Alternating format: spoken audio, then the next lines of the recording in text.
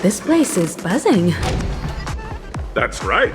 This venue is a miniature representation of that time known as the era filled with boundless possibilities.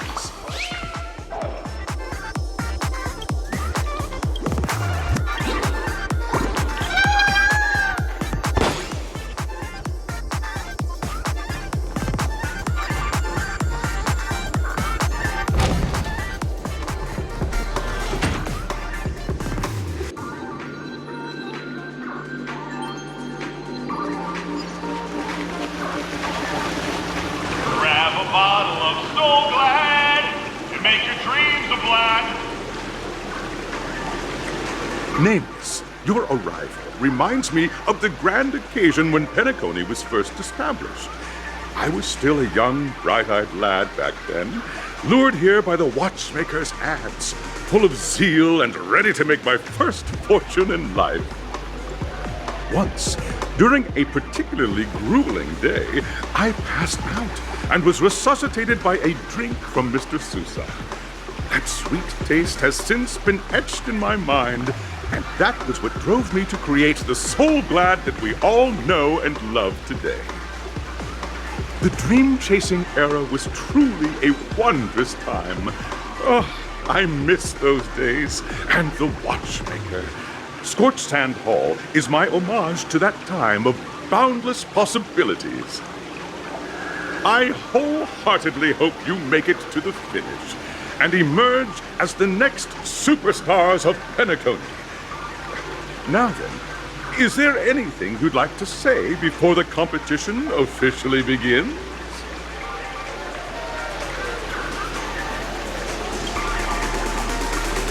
Ha-ha! That's the trailblazing spirit. How about you, Miss March? Hello, everyone! Next up, get ready for the Mega March 7th Adventure, where I'm going to break the speedrun world record! Trailblazing into the uncharted and challenging the limits. That's Miss March 7th for you. How about Miss Firefly? I hope that by the end of this journey, everyone will have achieved the outcome that they hoped for. Ah, a wonderful wish! Miss Himiko, what are you expecting from your team? Safety first, everyone. Simple words, but full of warmth. Waiting for you are 3 stages, each connected to that era. The first 2 stages offer 2 distinct paths to choose from, with unique challenges on each route. And in the last stage, you will face off against a champion who has defended the title to this very day. A beloved contender whose noble virtues are unrivaled. Those are the rules. Simple. Everyone clear? Now, I hereby announce that the 33rd Scorched Sand Festival of the 20th season, sponsored by Soul Glad Enterprises, has started.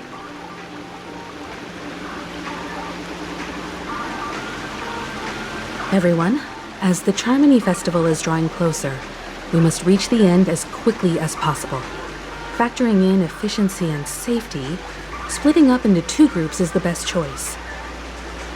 March and I haven't known Miss Firefly for too long and aren't overly familiar with her. It'd probably be better if the 2 of you paired up. Fine by me. Let's do it. All right. I don't have a problem with that.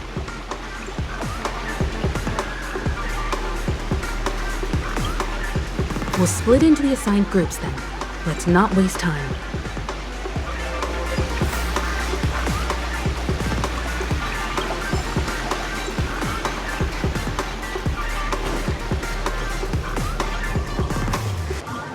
Welcome to the first stage of Soul Glad Enterprises' 33rd Scorched Sand Festival of the 20th season, Dream Play Fantasia. In this stage, you can choose between 2 challenges, the School of Acting or School of Action. In the School of Acting, acting challenge, you have to complete 3 performances from 3 scripts and move the panel judges. In the School of Action challenge, you have to defeat 3 groups of enemies convincingly and reach the end.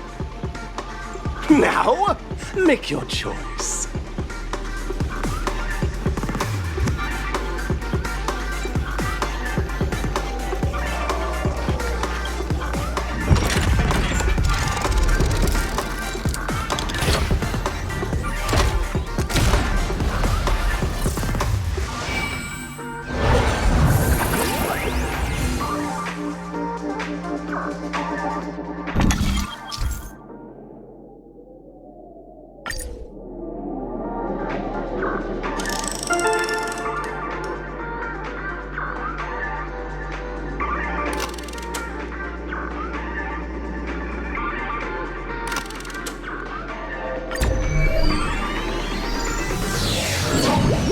The champion's crown awaits you on the stage. Welcome to the arena of action stars. Competitors, allow me to introduce the rules of this challenge to you. There are a total of 3 stages up ahead, each with their own challenges. The enemies you will contend against are antagonists from the film Once Upon a Time in Dreams. Defeat them swiftly and decisively to set a new record. It's worth mentioning that the fastest time of this stage was achieved by a contestant with fiery red hair. Astoundingly, he overcame all enemies across the 3 stages in only 5 minutes. Time is of the essence. Let's make this quick.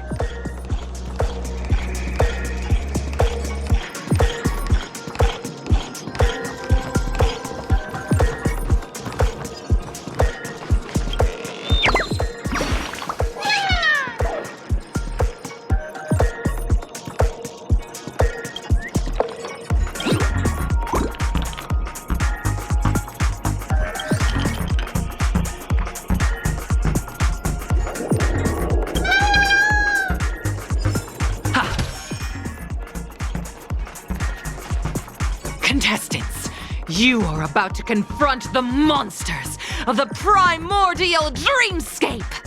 During this period, Penacony was nothing but a barren wasteland. The dreamscape was fraught with strife and disorder, with memory zone memes running rampant! As dream chasers who've come to Penacony, defeating them is your first step towards success! All the Soul Glad is ours! Don't even think about plundering the Soul Glad from us! Stay in step. Let's improvise. Let the show begin!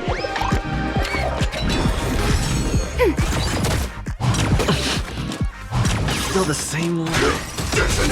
Until everything burns to ashes!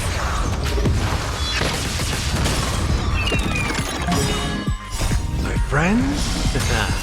Indulge yourselves! Net markers activated. Time for a good old counterattack. It ain't over.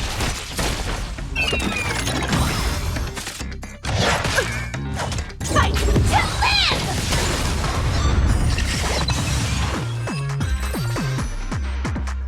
Soul Glad! My Soul Glad! Pretty simple. I just hope these tests don't take too long.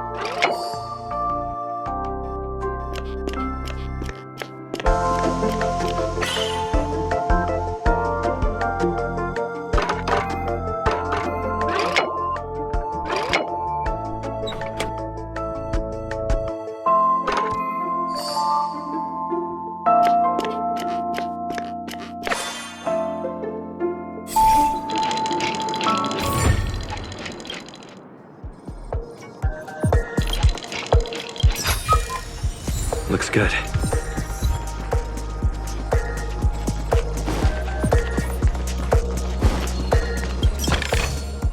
Is that all?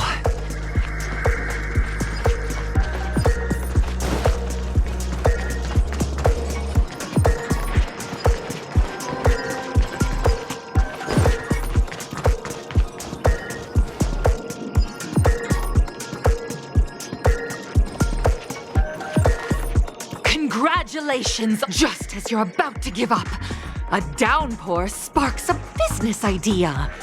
You enter the umbrella business! But just as things are looking up, you encounter a competitor. Defeat them and emerge victorious from this trade war. Why is our opponent so glad? Because this is So Glad Enterprises' 33rd festivity auditions of the 20th season! Isn't this just product placement? To safeguard the integrity of Soul Glad, I will soar high into the sky and become its shiniest star. Whoosh! Time to test our rapport. Dreams do come true. Ready for another? Let the show begin! Attack! Until everything burns to ashes! How's this taste?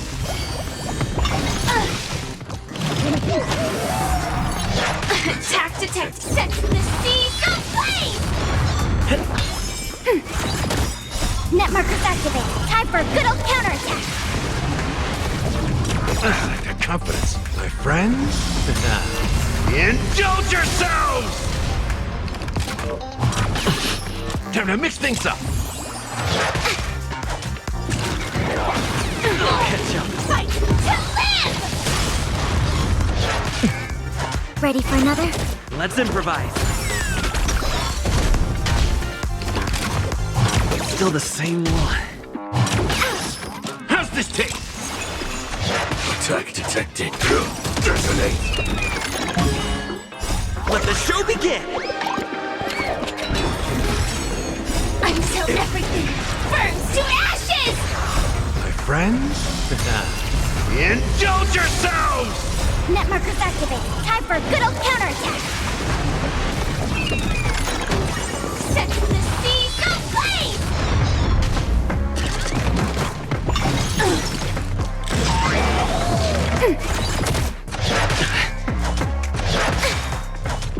Net markers activated. Time for a good old counterattack.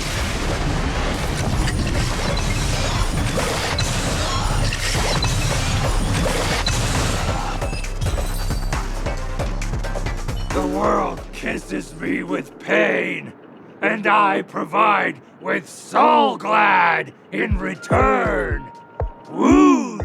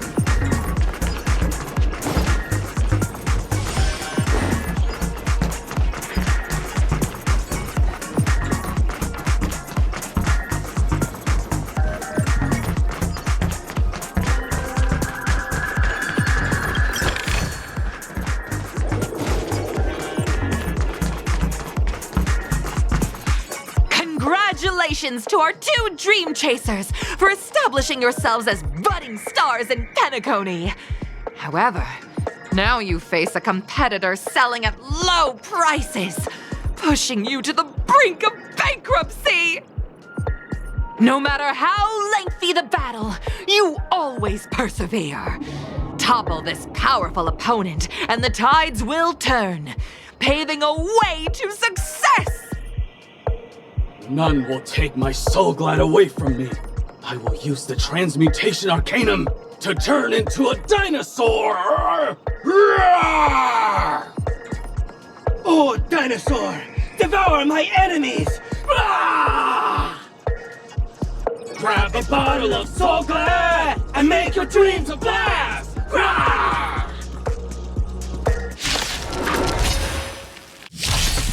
Time to test our rapport. Let's improvise. Ready for another? Attack! Until everything burns to ashes!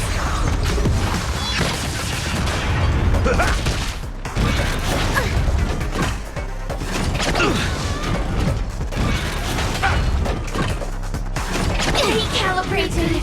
Set to the seas ablaze! Dreams do come true. Net markers activated. Time for a good old counterattack!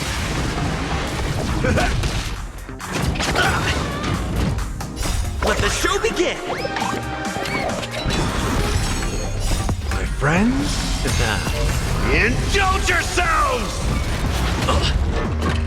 Fight to live!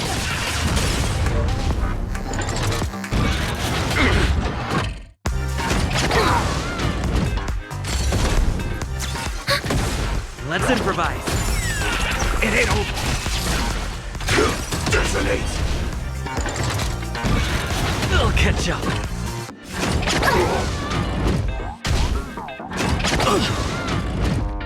Net markers activated. Time for a good old counterattack! Ready for another?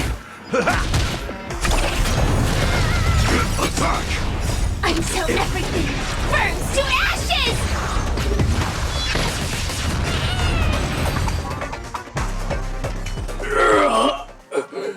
The body withers, but the soul glad name shall not.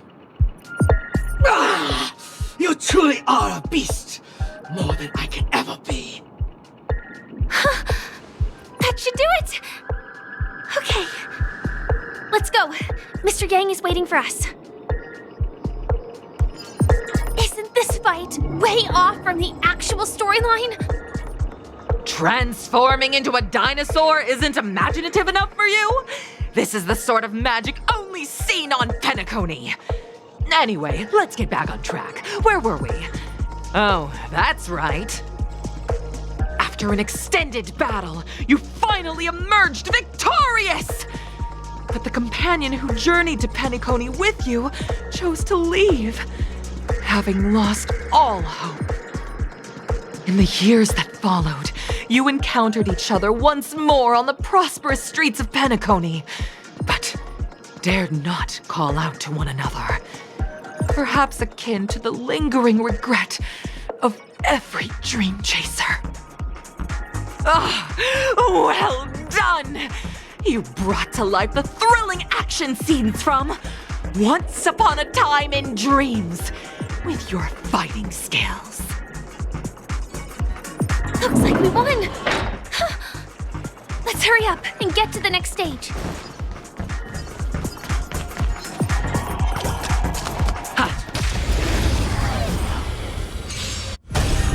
Dreams do come true. Let the show begin! Net markers activated. Time for a good old counterattack! My friends, indulge yourselves! Detonate! Until everything burns to ashes!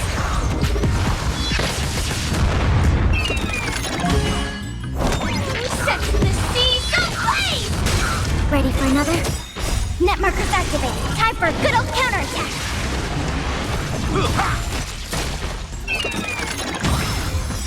My friends, Indulge yourselves! Let's improvise. Fight to live!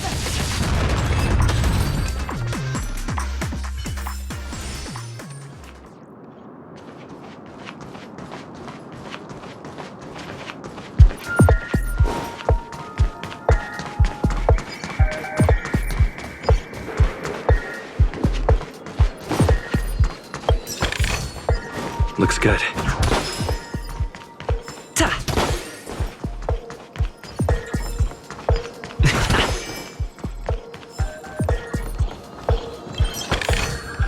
Is that all?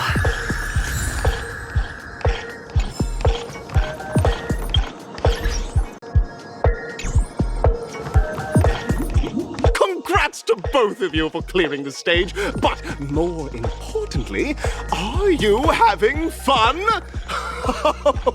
Fun is more important than success. Look at the time! You finished much faster than that red-haired contestant did. That red-hair contestant. Who is that exactly? You'll find out eventually, but only if you clear the next test first.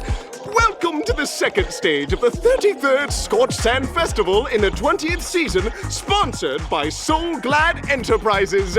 Gunfire time! You have the option to choose Gunfire and undergo Brother Hanu's trial, or Time, where you'll face Clucky's trial. Now, make your choice!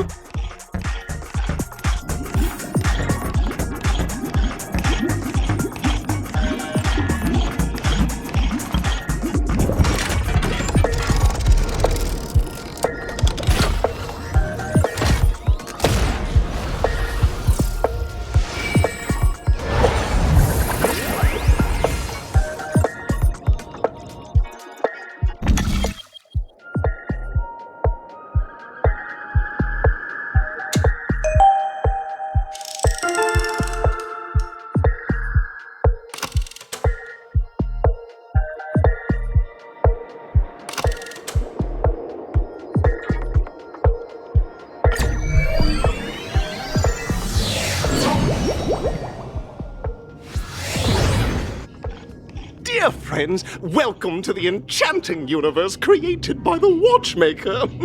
Awaiting you is the morally dubious yet ever charming character from the animated Clocky series, Hanu!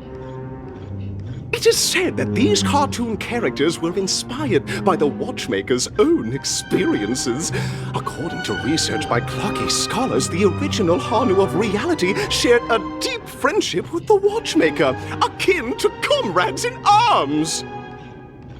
Enter into the world of Hanu via the TV by the entrance and partake in an enchanting and suspenseful story with him. Good luck in there! If it's a gunfire trial, we should be able to settle this with a fight, right? I hope this won't waste too much of our time.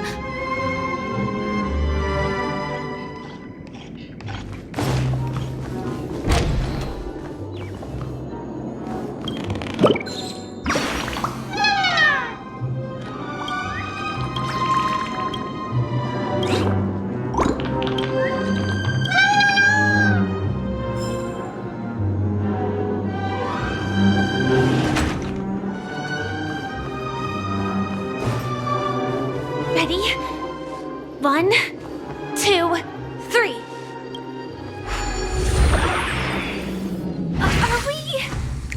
Are we both in control of this Hanu character? Very good! Looks like you've got the hang of it! In this Hanu's Adventure episode, Boss Stone has gathered his battleships for an assault on Dreamville. Old Buzzfly, Cousin Wolf, and Bombhead are all raring to go. The brave Hanu must thwart their advance and protect his home. Alas, Hanu presently is ill-equipped to fend off the malevolent mischief makers, which is why he is preparing to seek out the Puzzle Gentleman's aid. Go forth and speak to him.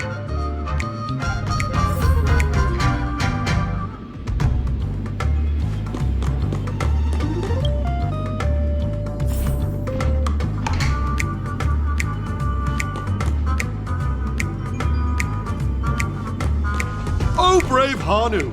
You look like you could really use some help.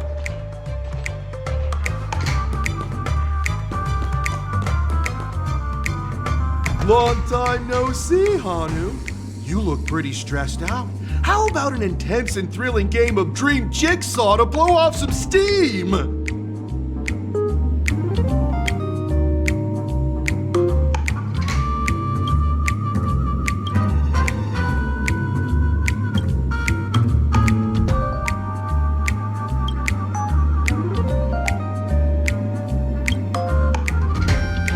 Oh my! Are you telling me that Boss Stone has rallied the villains to seize Dreamville? What a dreadful twist of fate! Listen closely, Hanu. I'm aware you're in need of a suitable weapon. And I also know there's one just upstairs. But you know what? You'll have to play an exhilarating round of Dream Jigsaw first. No jigsaw, no moving forward.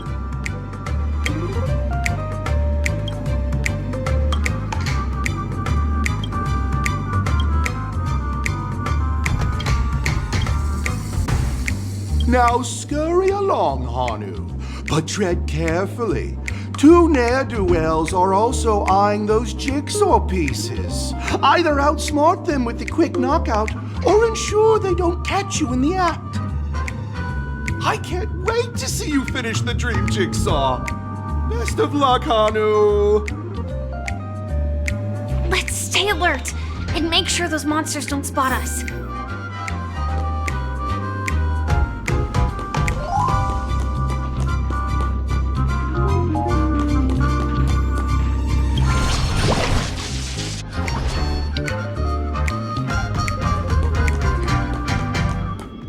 Look up there!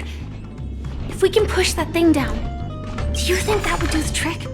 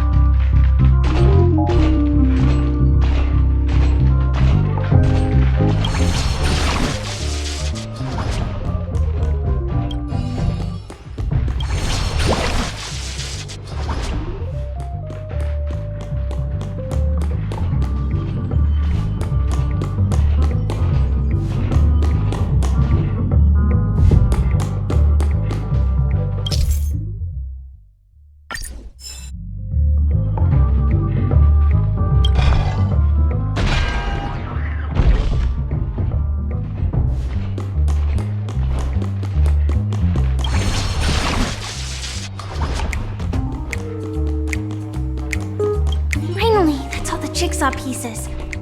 Let's hurry back.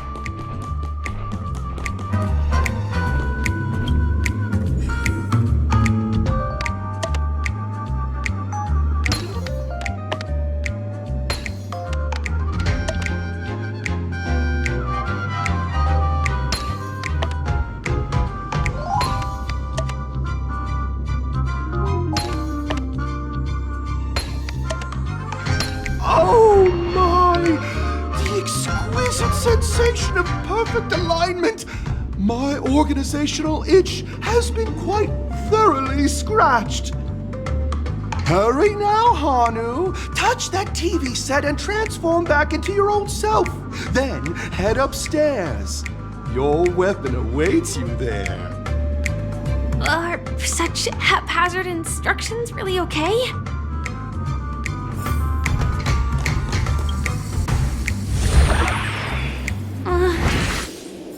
Disconnecting from that thing leaving so suddenly has left me feeling slightly disoriented.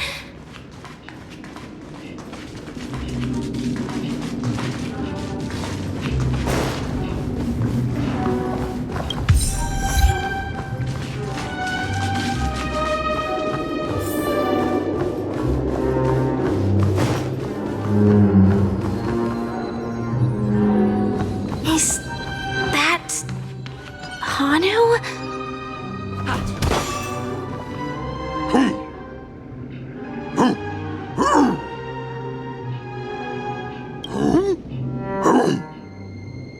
What exactly is he talking about? Tick-tock!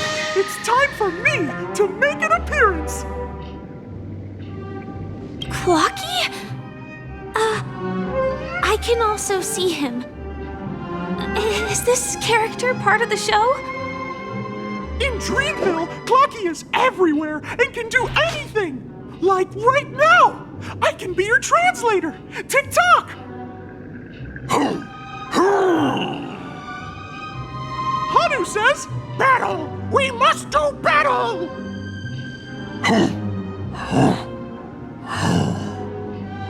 The enemy is at our doorstep, and we have no path of retreat for the future of Dreamville! Touch that suspicious-looking TV right now! So they just jumped inside that TV.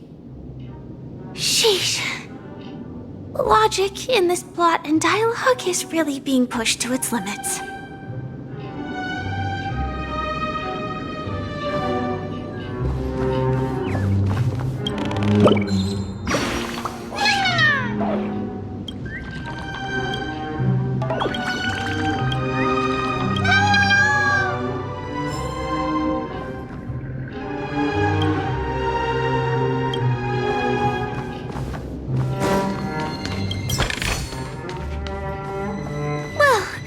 Here we go again.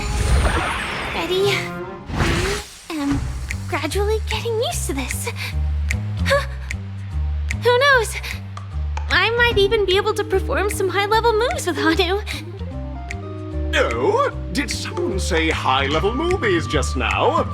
That's right, pal. The upcoming script is just exploding with all sorts of high-level shenanigans. Last we saw, Hanu was preparing for battle.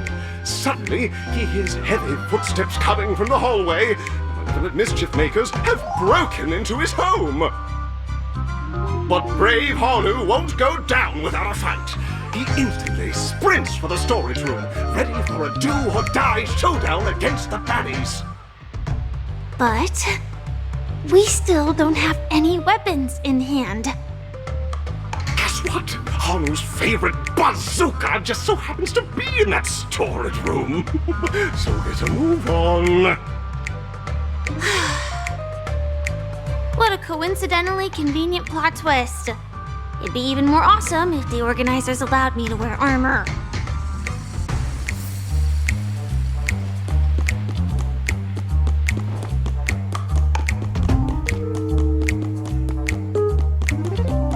The storage room. It's behind the shelves, right?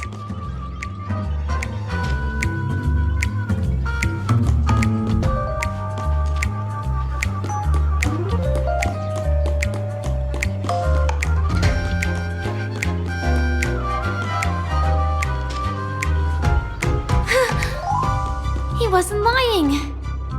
There's actually a bazooka here.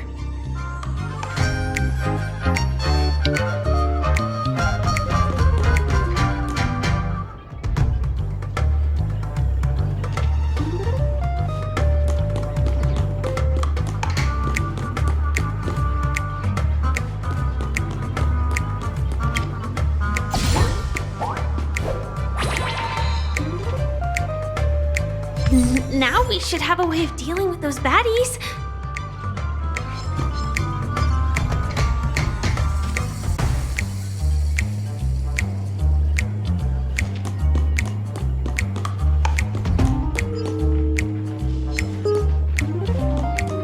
This thing feels just like the Soaring Locust too.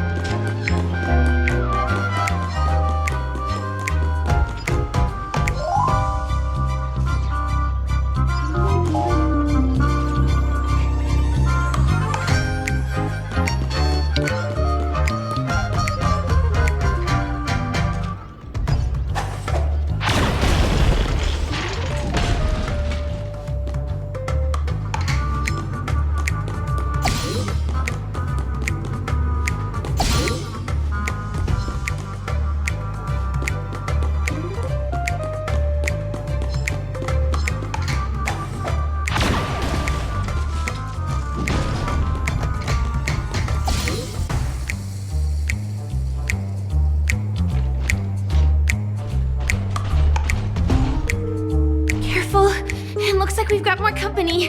Get ready to fire!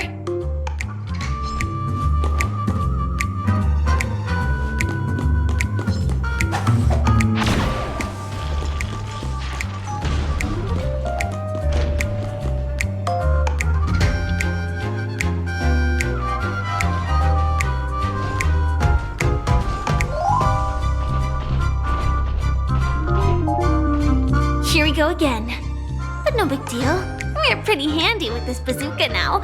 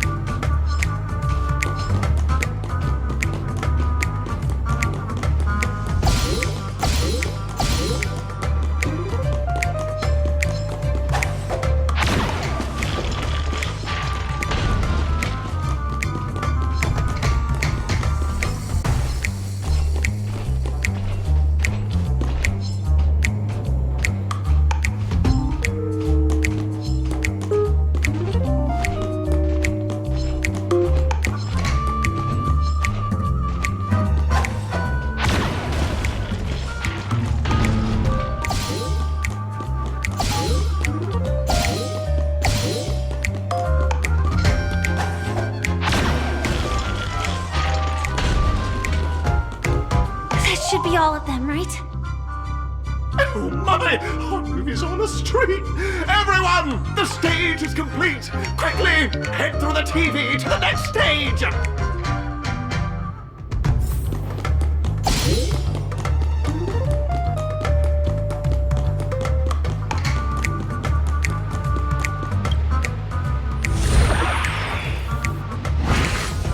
Well, that's that.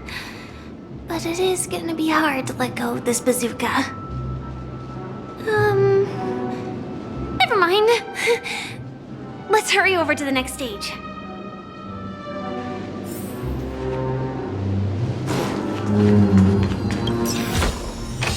Great. The more the better.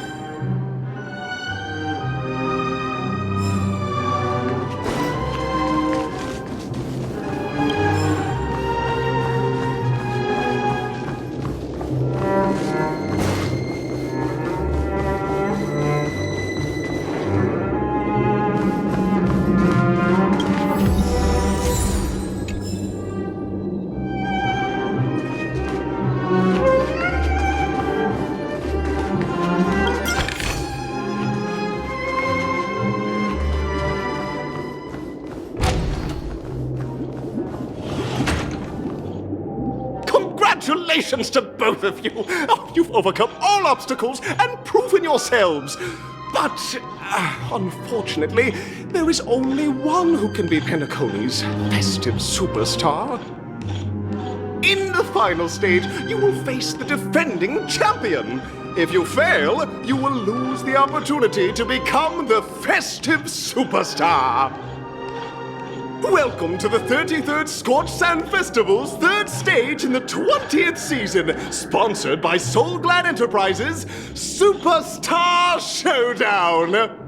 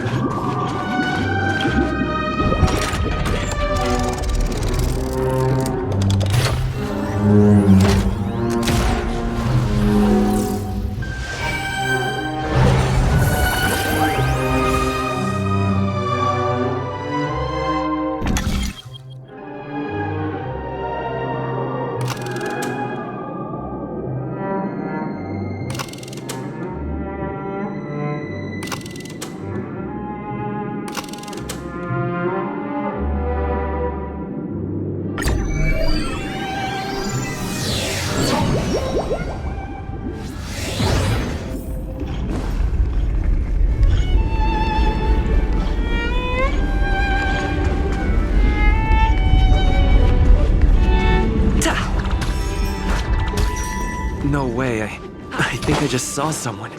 Someone extraordinary. Ta!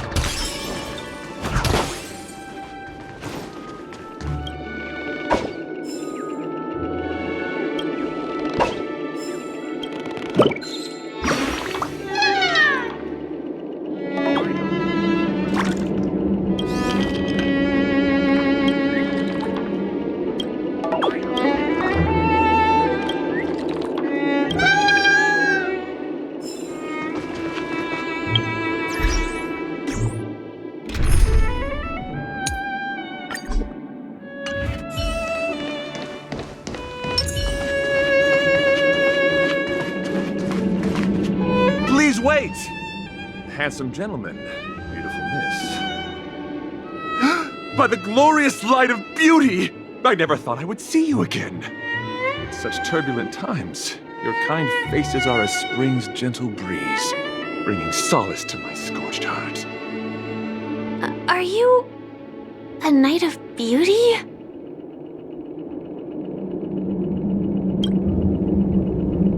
Hear ye! The rosy glow of the beauty has rendered you speechless. What an honor. Upon hearing of the impending festivities, I commanded the one and only to bring me to Penacony with full haste. Alas, in a cosmos unguarded by the beauty, disorder prevails. Thus my passage was delayed by tending to the sick and injured. Fortunately, the mini-rabbit mech pilot, stray cat duelist, galactic ninja, and quad-drive Intellitron, along with 32 other souls in distress, all emerged from their predicaments safe and sound. I then led them all here to revel in the harmony with the countless other splendid beings. I do not deserve such praise. Unfortunately, that dashing IPC ambassador, whose radiance matches that of a beautiful peacock, remains in a woeful state. Ugh, how I wish he too could partake in this splendid occasion. Okay, let's get back to business. Since fate has brought us together, it stands to reason that you both seek the accolade of the audition's victor, correct? Though upon arrival I was once mistaken for a towering silver-armored fugitive with fiery red flames due to my lack of eloquence. It matters not, for all these trials stem from the land of the dream's beauty. What matters is that I now stand before you. Our paths have crossed. I, Argenti of the Knights of Beauty, am humbly requesting a battle with you both, in the name of the Code of Chivalry. If I am fortunate enough to emerge victorious, kindly grant me passage to the Crown of Victory, and recognize that Idrilla, the beauty, is the most peerless beauty of them all. Dear friends, Time to test our... please ready yourselves for this trial set forth by the beauty. To ashes! Fight to live! Rise to the challenge. Nice psychic, my friends. Indulge yourselves! Here is thunder. Flesh wound. Show no mercy. Set the seas aflame! Rise to the challenge. You're fighting a gentleman. Put forth all your might. Is that it? Take your positions.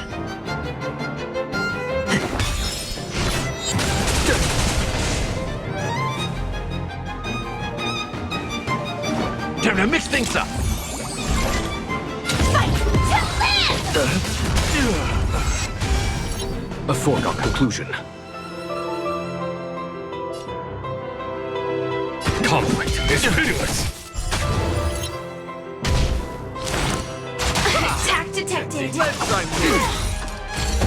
Stay in step. Stand in Mood is position. set. Let the show begin!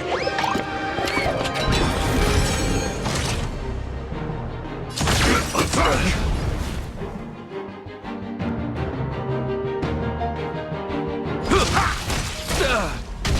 Bear witness.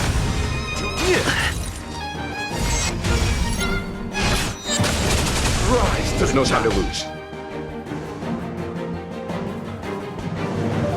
Here is thunder. Join the battle.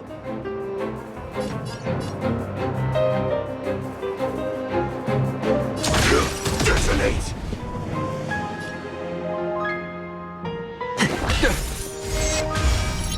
In the mood for another beating? How's this taste? Support. Let the duel commence. Slice like it, my friends.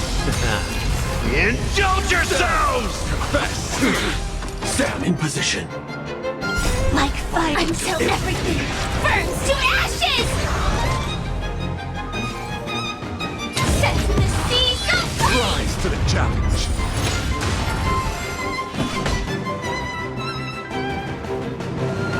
Conflict is pitiless. Take your position. Show no mercy.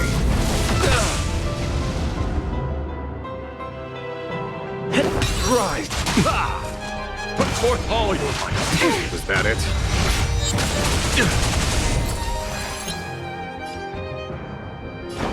Time to mix things up.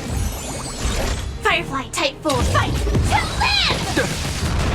Behold, this symbol of purity. Set the seas aflame!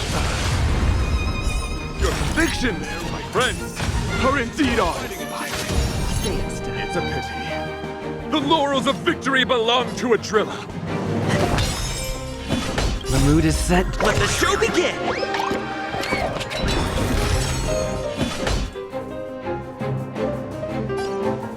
Here is thunder. Step up, let's see ya. How's this taste? 1,000 thanks. Pledge thy glory. Put forth all your might. The confidence. Slice like a good, my friends. Indulge yourselves!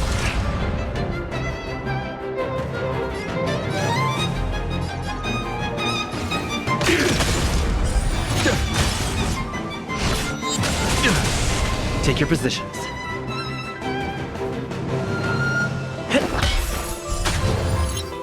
In the mood for another beating?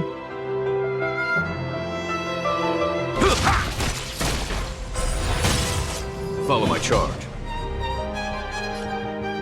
Conflict is pitiless.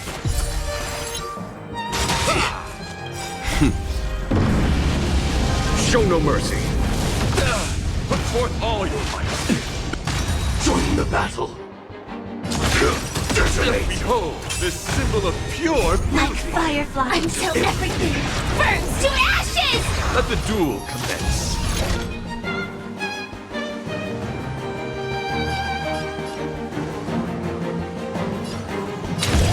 Fight to live! Rise to the challenge. Stay in step. Step up, let's see ya. The mood is set. Just let the show begin!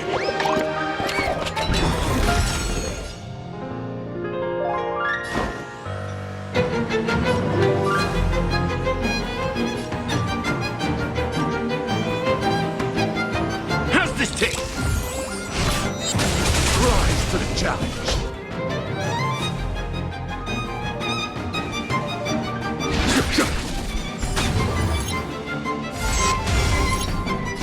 This is more than a battle.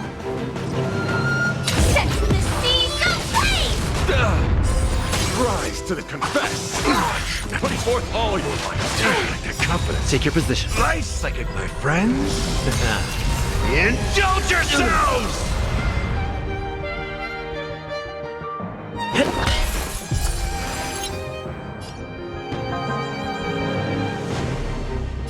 Time to mix things up. 1,000 thanks.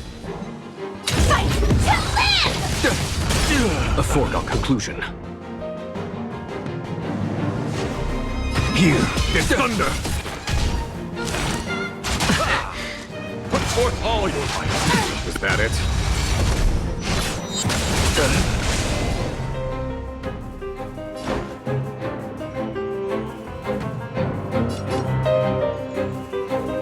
How's this taste? Stay in step. Stand in The mood position. is set. Let the show begin!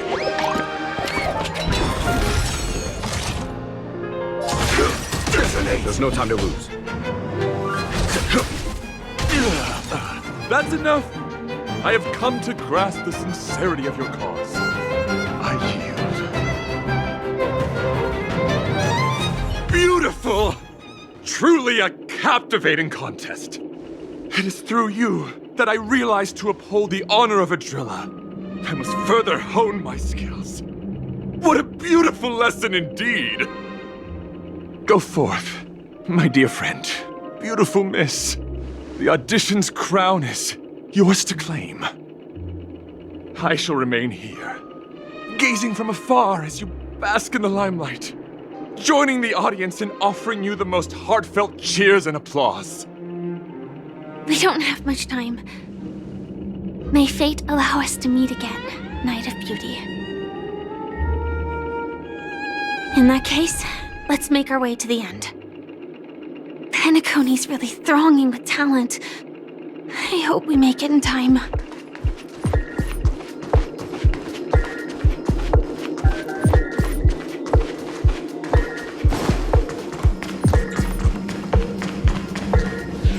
Go forth. The champion's stage belongs to the both of you. Bask in the glory you deserve.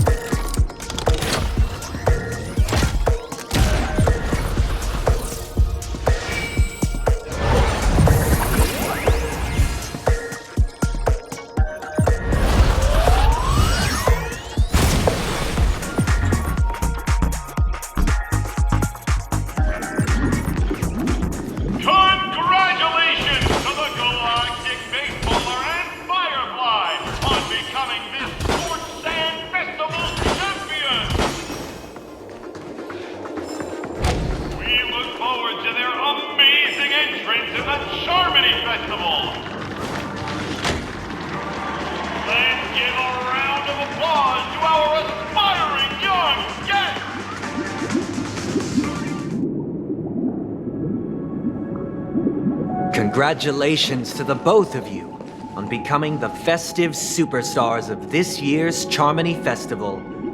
Before entering the Grand Theater, I, on behalf of the organizers, extend my sincere congratulations to you, wishing you joy under their radiance.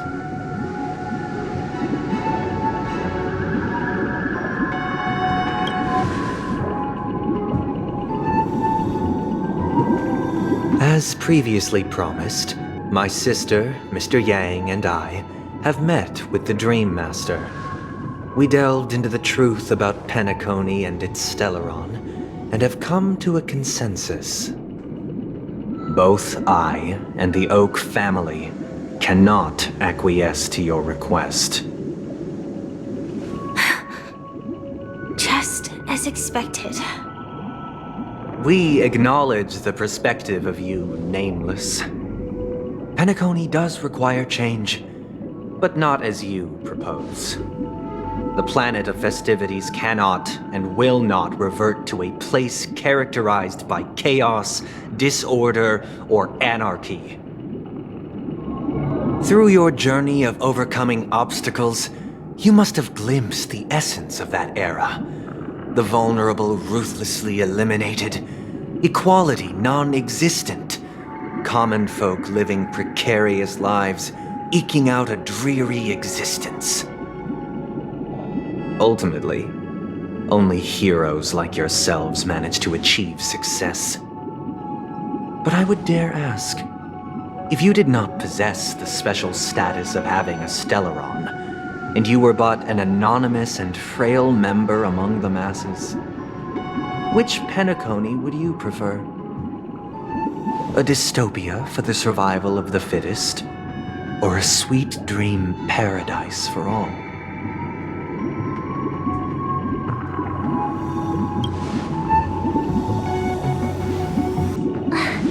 That's not the point!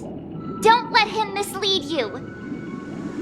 Mr. Sunday, even if the members of the Oak family can't fully agree on what to do about the Stellaron, now's not exactly the time to be holding an extensive discourse about Penacony's past and future, is it? The Stellaron issue concerns the life and death of everyone on Penacony. If anyone has a better suggestion, the crew is more than willing to listen. Also, it'd be best to tell us the ins and outs of that meeting. This way, we'll at least know what Welt and Miss Robin are dealing with, and the reason why they failed to make our appointment. Ah, Navigator. That is precisely my intention. With all present, let's begin by discussing the details of that meeting. Let's talk about our tribulations and choices, our ideals and beliefs, and our final course of action. The only path to take.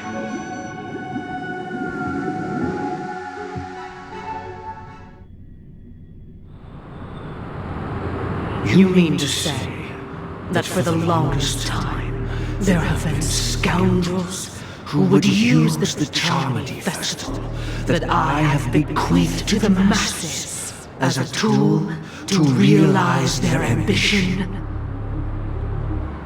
Indeed, Dream Master. Once the Charmony Festival begins, the Stellaron's powers, along with the song, will be broadcast across the entire planet of Penacony. And then everyone in their dreams will be unable to awaken. This is indeed surprising to me. The dreamscape is maintained by the collective effort of the 5 families. If someone were to use the Charmony Festival to recklessly disseminate the power of the Stellaron, this individual must hold a position of great authority. Do you have any suspects?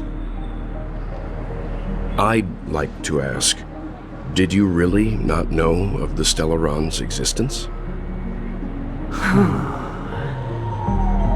I would have never thought that this Nameless would point the spear at me. Quite astonishing indeed. If I have offended, the Astral Express extends its sincere apologies. But the current circumstances are dire and leave no room for meticulous inquiry. We're doing this out of concern for the Dreamscape's safety. So, if you could, please alleviate our concerns. Dream Master, it's just to prove that the Charmony Festival has nothing to do with the Stellaron. If we're being overly cautious, I will return to the stage to offer tribute in song, just per the arrangement.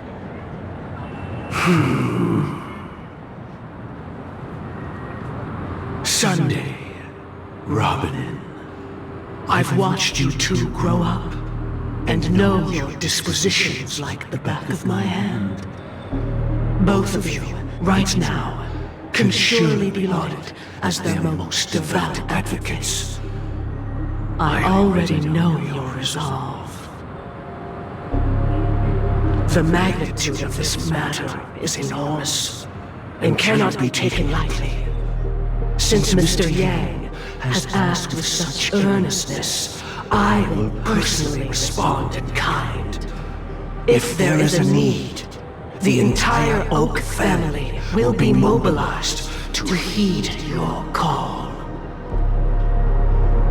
Someday, might I ask you to beseech them to cast their light unto me, and question me in their stead, so that no lies may be concealed?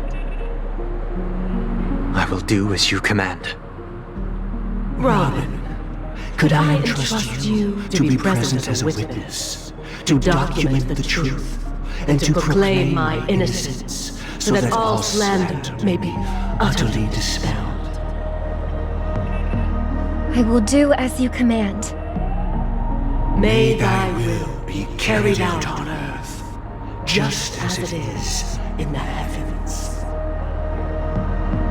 Oh, triple-faced soul, please sear his tongue and palms with a hot iron, so that he will not be able to fabricate lies and make false vows. Let us begin. There is nothing else to prepare. Understood. Question. Have you devoted your life to your god, never worshipping other gods? Naturally. Do you love your god as you do yourself, always heeding their admonishments? Naturally. Have you strayed from the path expected by your god, betraying their name? Never. Have you ever been inordinate with your asks of your god, coveting more than the foundation of the creation itself? Never. Then, a final question. Do you swear to fulfill all vows, past, present, and future? With the Eon as my witness, if I do not deliver on my words, or if I renege on my vows, may I be cursed in accordance with divine law. They have seen your faith, and have endorsed your faith.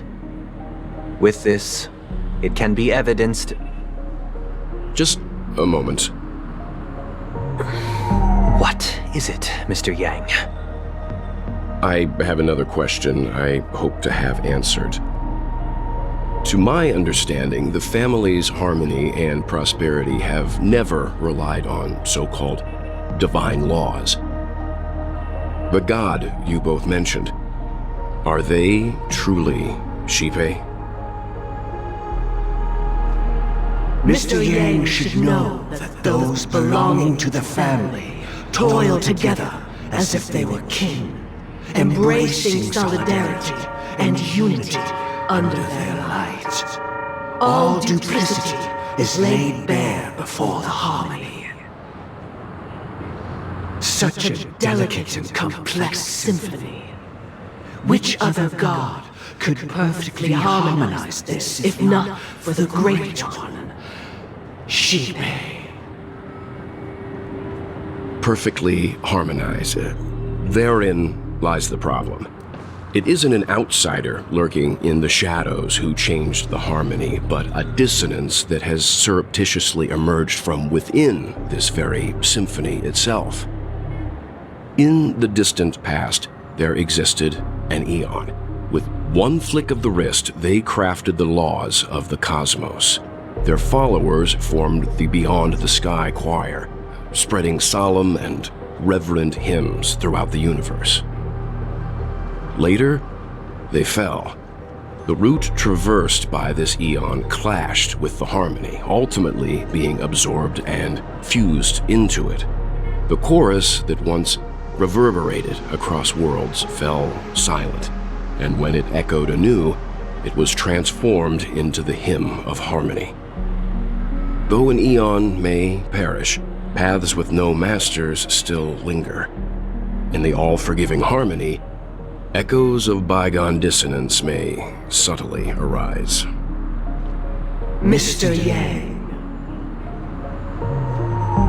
being overly astute can be a detriment, especially when you find yourself alone and without allies. So this is how it is. For the sake of our grand cause, Sunday, please afford these two an opportunity to rest. What?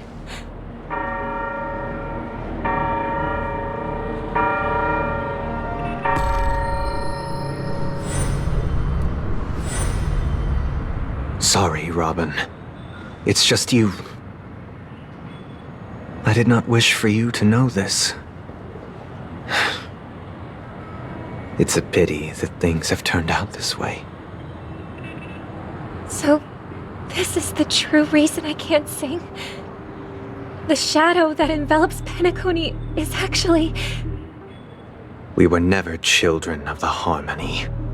Our ideal paradise could not have been crafted by Shipe. True bliss can only be guaranteed by the one who transcends the many. Within the foundation of law, humanity establishes civilization, and through harmony, we obtain order.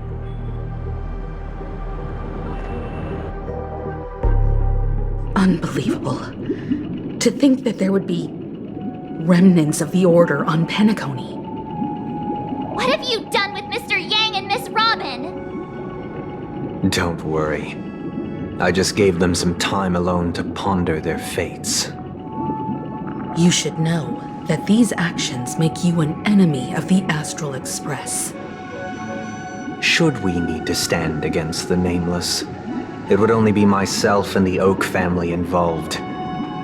But we haven't reached that point yet, have we? Your efforts for the justice of Penacony are evident to everyone and have been widely observed. Smart kid. You're just as sharp as the other one. If it is the Order that drove you to imprison Welt and Robin, and you're using them to coerce our compliance, then there'll be no point in entertaining any type of discussion. You're mistaken, Miss Himiko. They are in very safe hands, and just as the family has always proclaimed, no one can be harmed in the dreamscape, least of all in the beautiful new world belonging to the Order. Penacony and the entire universe have witnessed far too much innocent bloodshed. The strong wield their blades against the weak, and the victors push the vanquished to the brink of life. Natural selection. The world abides by this principle, establishing the well-being of humanity atop the corpses of the downtrodden. Only we, or rather, I, possess the power to put an end to this farce. So you've decided to resurrect a dead Eon? No one's ever done such a thing. If Miss Himiko is interested, let's draw back the veil and speak candidly. I've always firmly believed that people can understand one another through peaceful means. I'm willing to divulge the unembellished truth as to the intentions of the Order's Pathstriders, so that you will make better judgment for the Astral Express, for Penacony, and for this stretch of the universe. Words can hardly do justice to the beauty of that ideal. So, come with me, everyone. Let us retrace our steps and see once again where this road leads. Huh? Where'd he go? Welcome. This isn't any location in Penacony's dreamscape. It's my inner world. The reason the scenery before you remains unchanged is because your consciousness has drawn on similar concepts to fill in the gaps. Did you do the same to Welt? It's a tuning process, stronger in effect and more draining on the mind. The gray-haired guest has experienced it before, so he should understand what it entails. Tuning allows you to intuitively grasp my feelings, which also means that I cannot hide anything from you. Now, everyone, please look at the huge screen. The road we once took begins here. From this point on, you will witness the numerous decisions I've faced. I've selected a portion of these to share with you. I believe after going through similar predicaments, you'll be able to better understand my thoughts. Let's begin. The first decision. A story about a baby bird.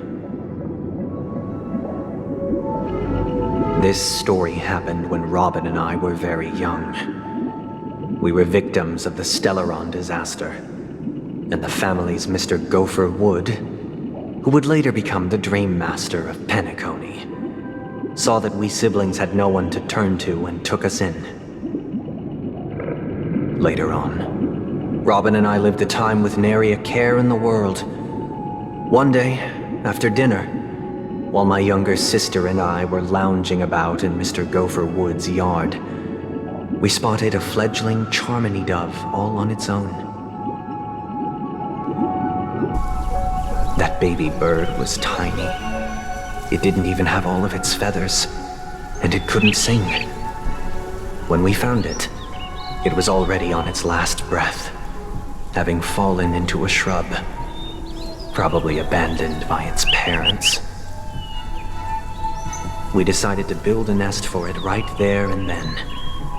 However, thinking back, that winter was unusually cold, with fierce winds at night in the yard, not to mention the many poisonous bugs and wild beasts in the vicinity.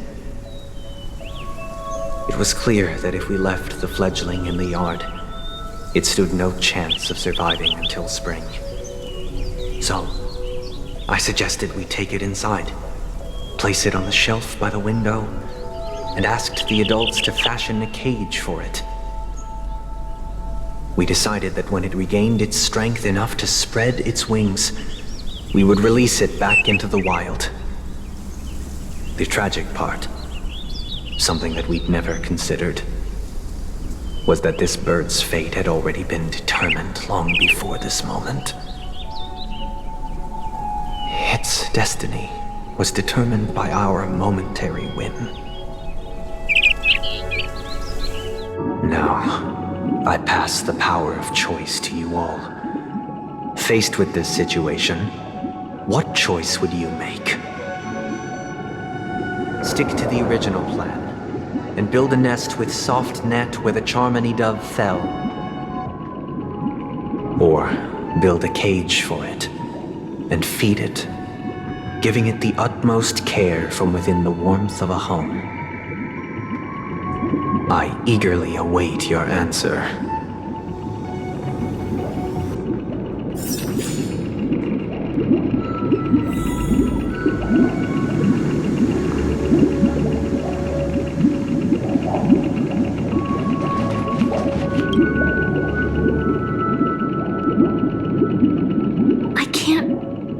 His intentions right now, but based solely on that question, I would probably choose to build that dove a cage.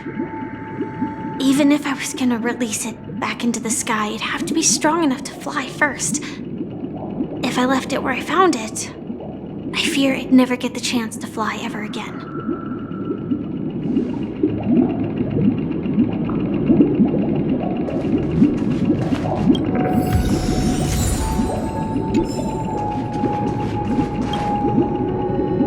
It looks like he really has no intention of imprisoning us.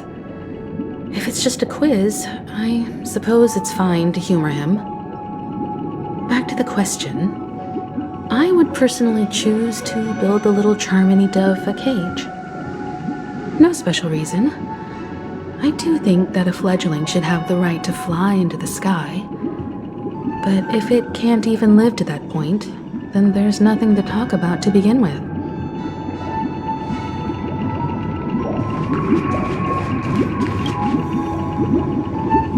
That guy just casually throws this kind of question at us?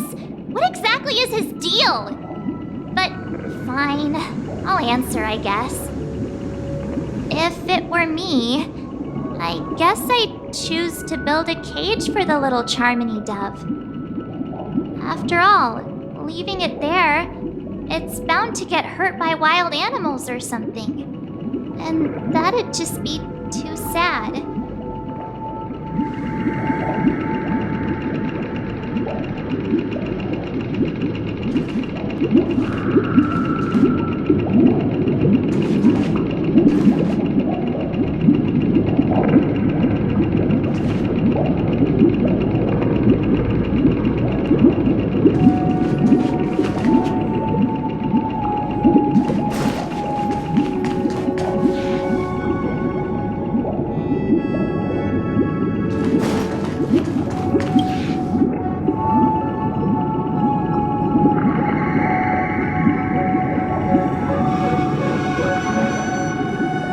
Interesting. Since you've made up your mind, allow me to reveal what fate this choice will bring to the fledgling.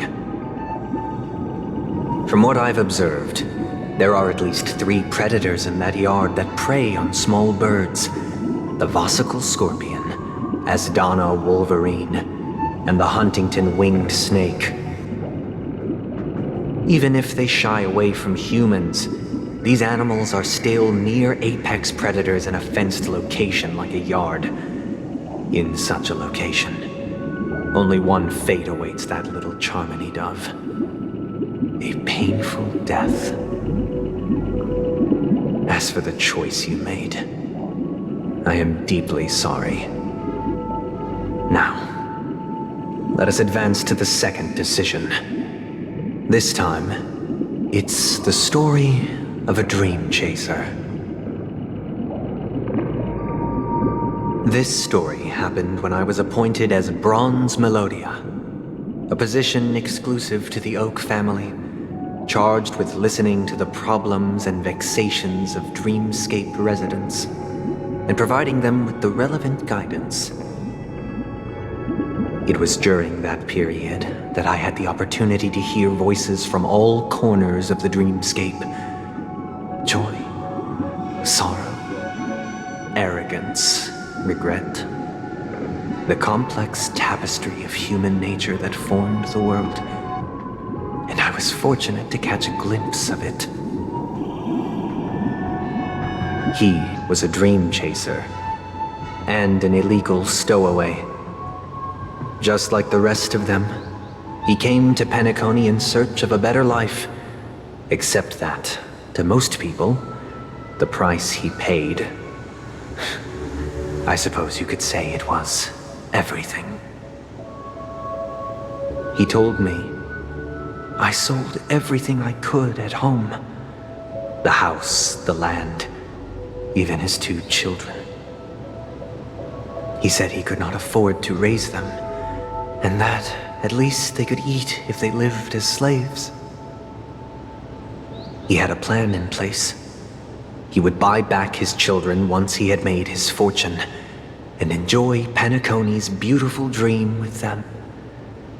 Alas, his plan to smuggle himself was somewhat clumsy, and he was sniffed out by those pig-headed hounds. After hearing the Dream Chaser's story, I immediately appealed to the Bloodhound family to cease their pursuit. That way, at least he could live peacefully. But I was still too naive to the ways of the world. I did not anticipate that what I thought was a kind gesture would later lead to dire consequences. I'll tell you the outcome soon. For now, I'd like you all to make a choice. Will you do as I did, and try to convince the Bloodhound family to stop their pursuit, so that the Dream Chaser may live peacefully and realize his wishes? Or will you remain silent, leaving him to languish while the hounds are hot on his heels, until his inevitable judgment arrives? I look forward to everyone's decisions. Who knows? Perhaps they might even alter the outcome of this tragedy.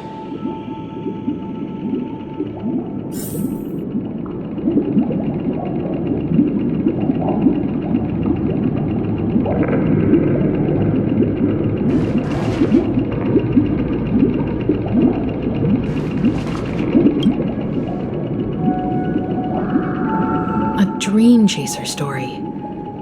If I acted out of kindness, I would probably ask the Bloodhounds to stop their pursuit and lend him a hand. But what cruel repercussion would this choice result in? I think Sunday must have been deeply impressed by the limitations of the strong defending the weak through this incident.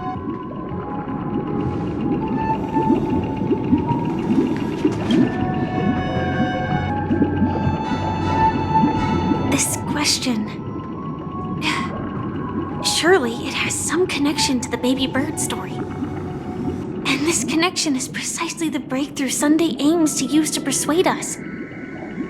I'd probably choose to ask the Bloodhounds to cease their pursuit.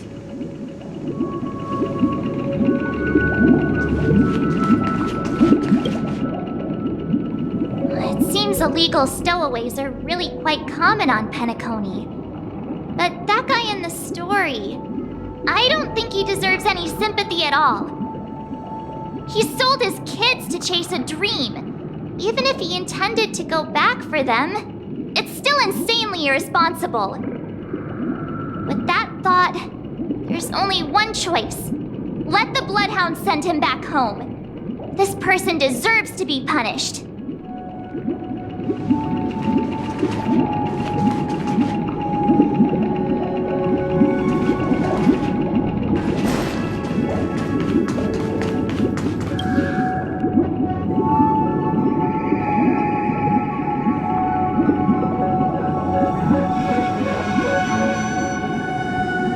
I'm honored to witness you arriving at the same decision. Out of respect, I'll share with you the dire consequences that my choice back then brought about. First, the outcome. He attained major success. After avoiding capture, he ran a business for a few years, very quickly making a name for himself, elevating his status. He might not have become a tycoon like old Audie, but he was considered a character of excellent repute. Now then, did he realize the wish he set out to achieve? No. The last time I saw him was in the real world, where the Hounds were going to permanently exile him, and I was the accompanying Bronze Melodia. The mission was simple. Listen to the criminal's repentance. He told me the reason he was in this predicament was because he conspired to usurp the head of the Alfalfa family.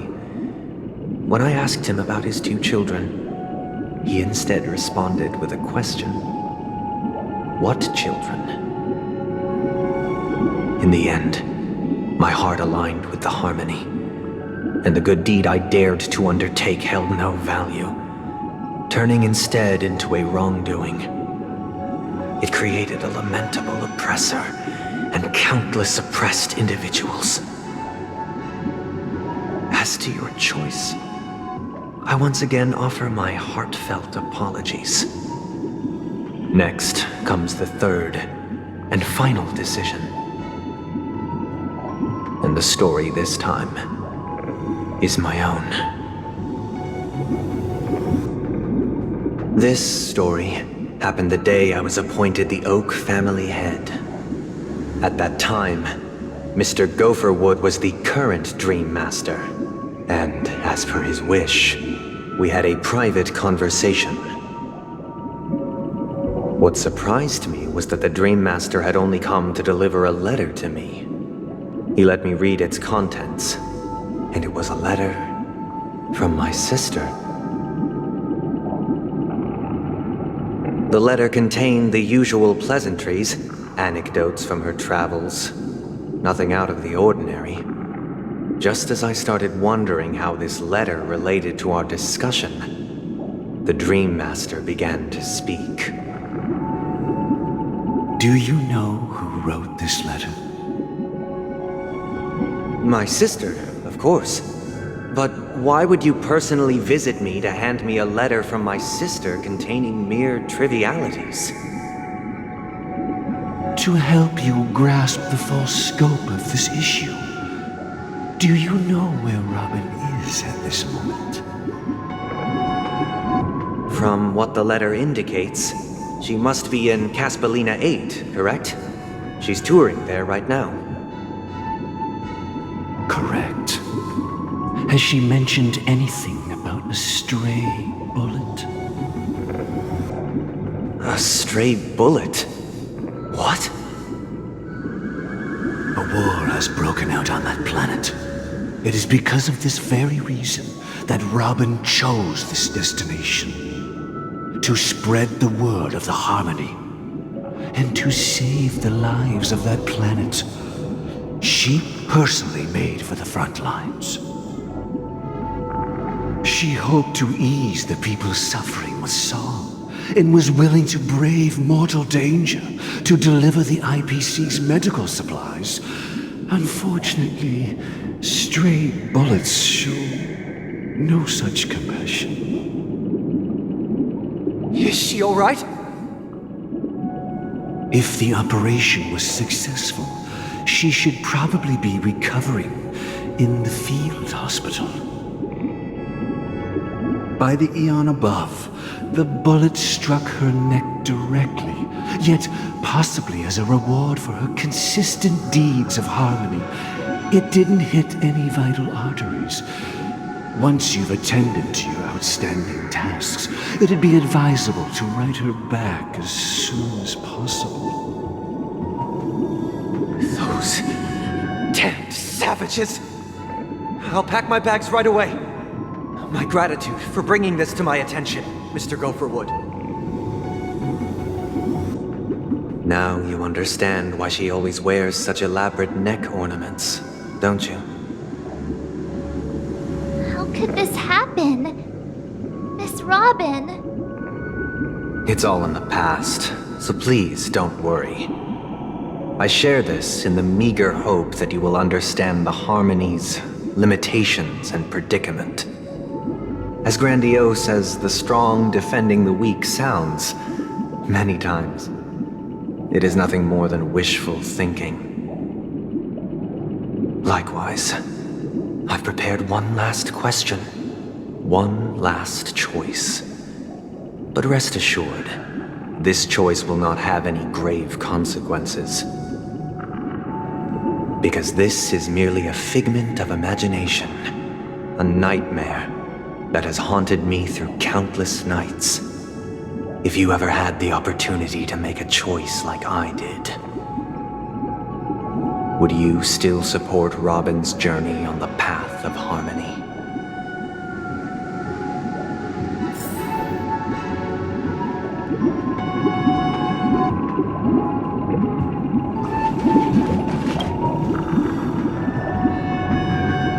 I often feel like I've dreamt of similar scenes on certain nights. In the dream, I see blurry faces.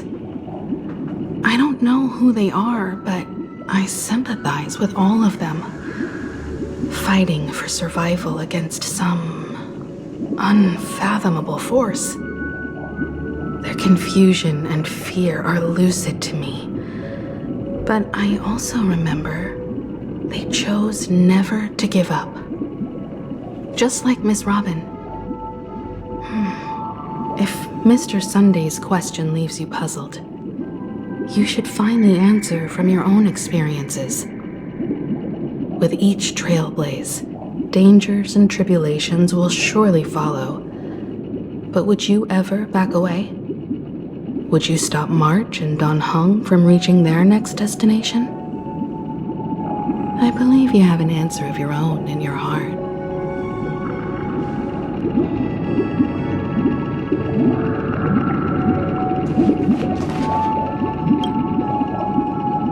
Miss Robin's courage is admirable.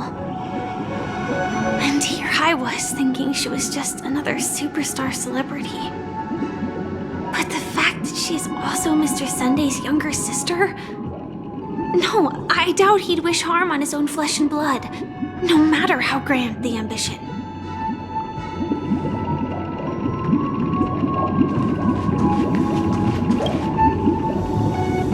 Can't believe that happened to Miss Robin. The strong defending the weak is a great mantra, but if I had to pay such a price,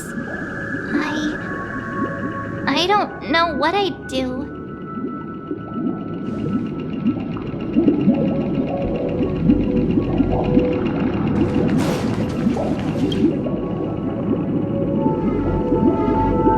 Miss Robin's courage is admirable.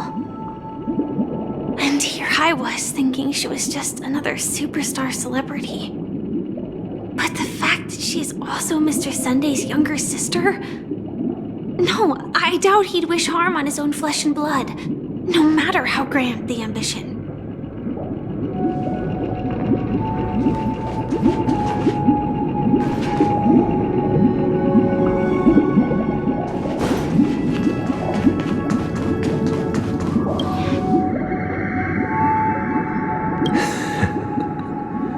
I see. I am now aware of everyone's stances. Raising these questions merely serves to illustrate one point. The plight of Penacony cannot be salvaged by the Harmony. The true foundation for a sweet dream paradise can only be established through the order where the strong govern the weak.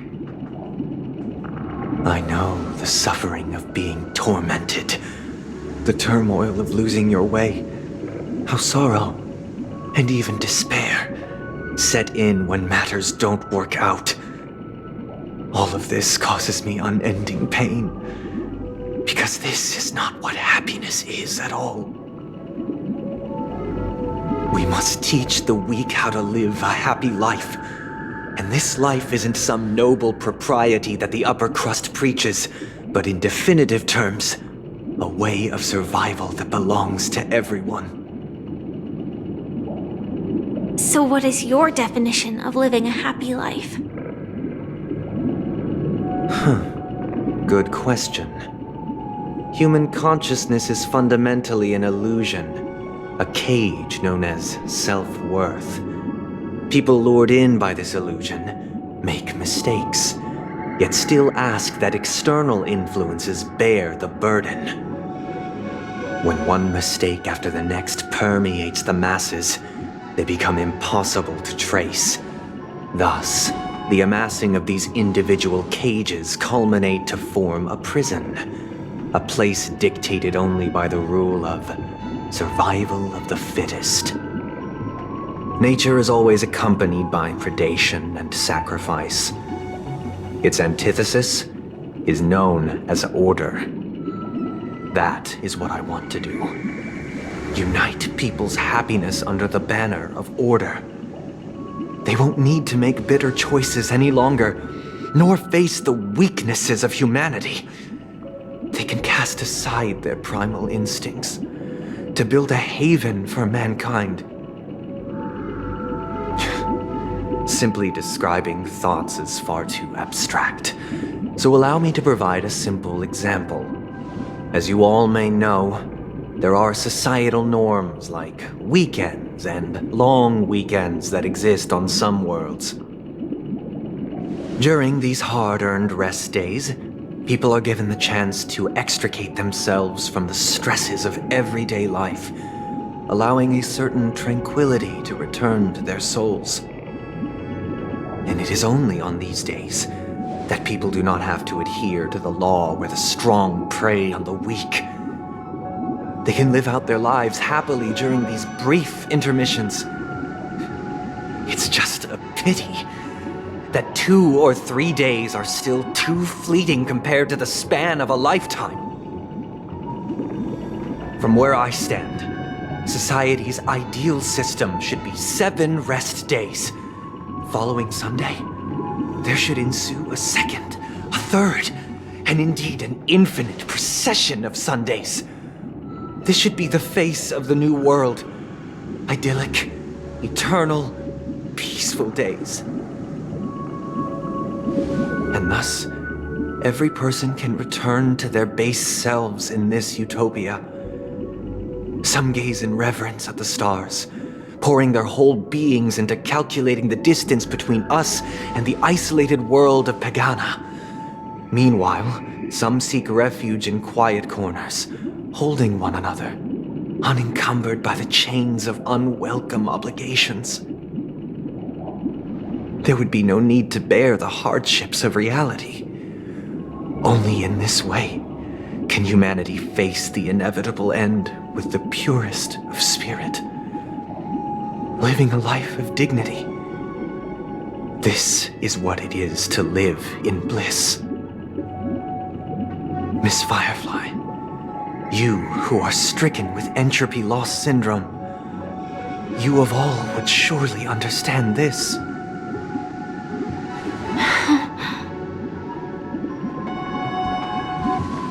It sounds like a flawless theory.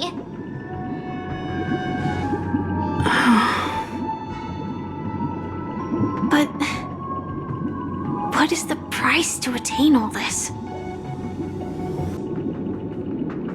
The cost is minute, merely a personal and eternal sacrifice.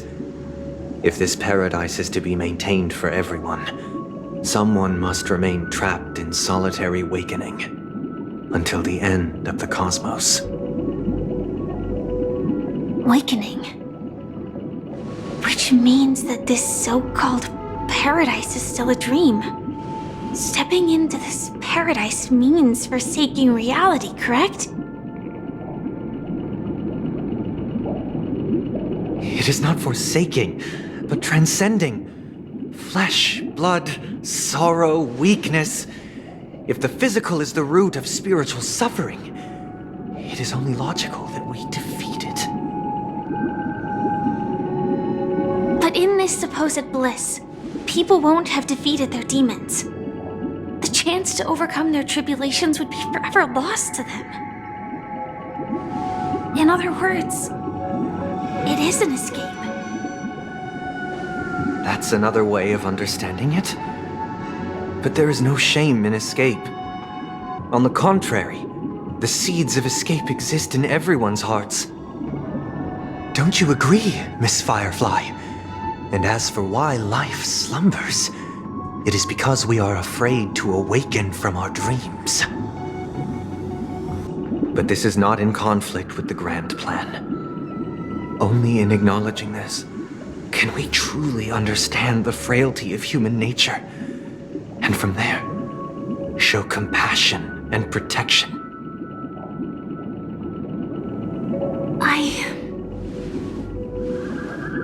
I admit that you are a born leader. Your perspective on humanity brims with pessimism. Yet you express compassion for all, even when your heart pities them. But unlike you, I live for the self. From my perspective, individuals making choices for themselves is their birthright. The want to escape may be innate in the weak. But whether they are weak or not, it is not up to another to decide. Perhaps in your mind, you also view me as weak?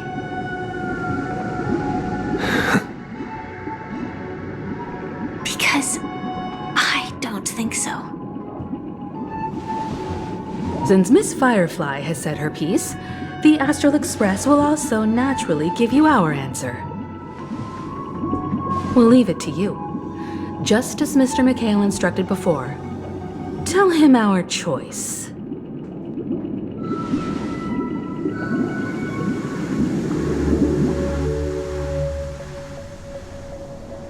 What is this place?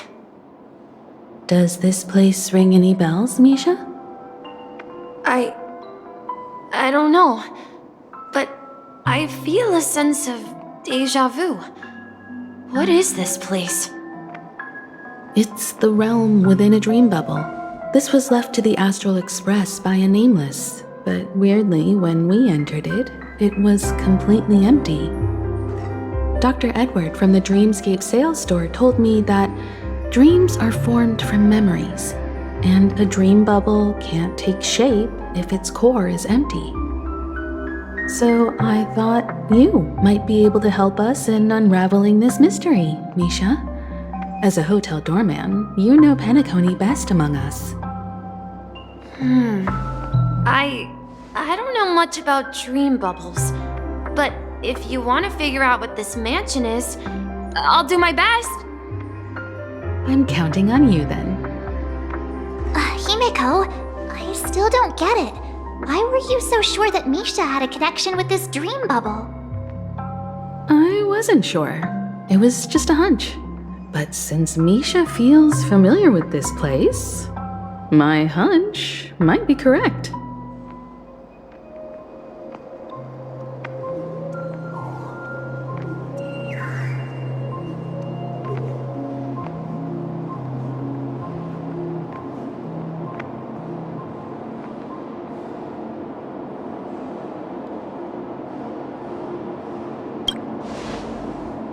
Exactly. This is where you and Firefly encountered death, which we now know as dormancy. Considering its connection to Dreamflux Reef, it's not surprising it appeared here. The question now is, who brought you here? Based on the clues we have so far, it's unlikely to be that masked fool, so identifying them is crucial to us. We're drawing closer to the truth once more. Let's give Misha some time, as I believe he'll unveil the secret of this dream bubble. All right, but there are doors all over the place. Which one should we choose? Do you have any idea, Misha? I guess... maybe this way?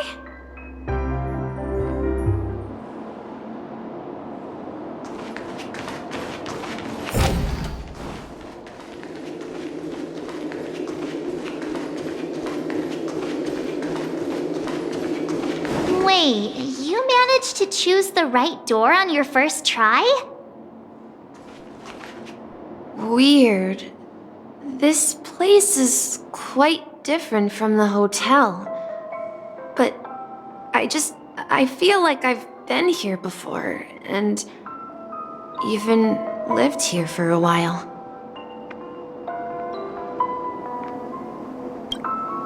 If I remember correctly, there should be a fireplace down that hallway.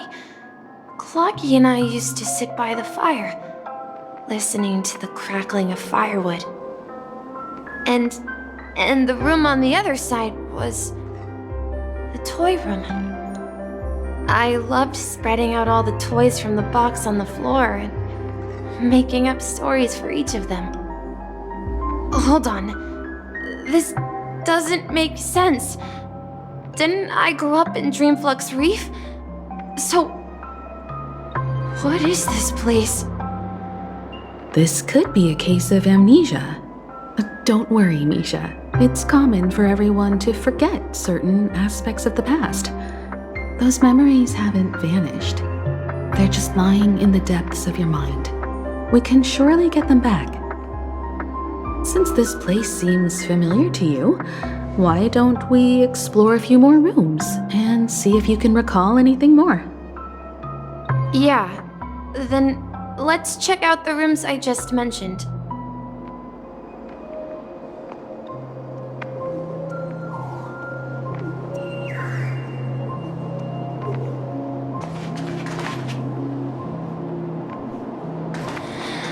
TikTok. Something TikTok.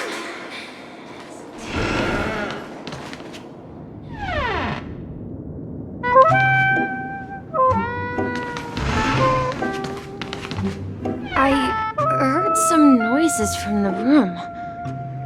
Origami Bird? That's a friend of mine.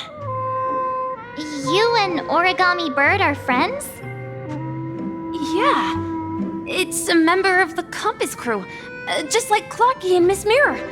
And there's more than just one Origami Bird. They are a big family with lots of brothers and sisters who look the same. They follow Miss Mirror's orders and handle all sorts of jobs on the ship. They're the best sailors. Sailors? Can Origami Birds be sailors? Could you tell us more about the compass, Misha? The Compass is a ship bound for the New World. Clocky and his partners travel through layers of fog to the depths of the sea. Whenever there is danger, Clocky will use a compass and guide the ship in the right direction. That's a great story.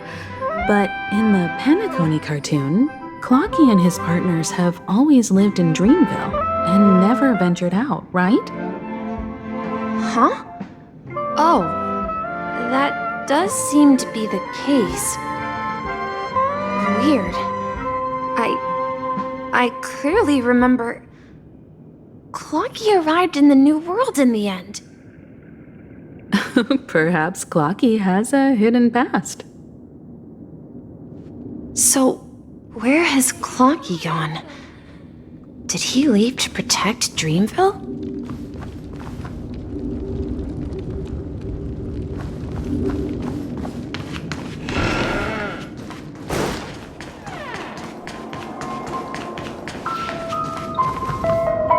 Mikhail, that's the name. Now we all know him as the Watchmaker. So, who is he talking to?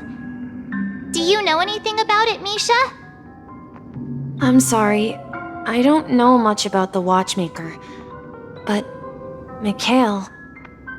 Anything special about that name? Mikhail is Grandpa's name. Grandpa? Do you mean you're the Watchmaker's grandson?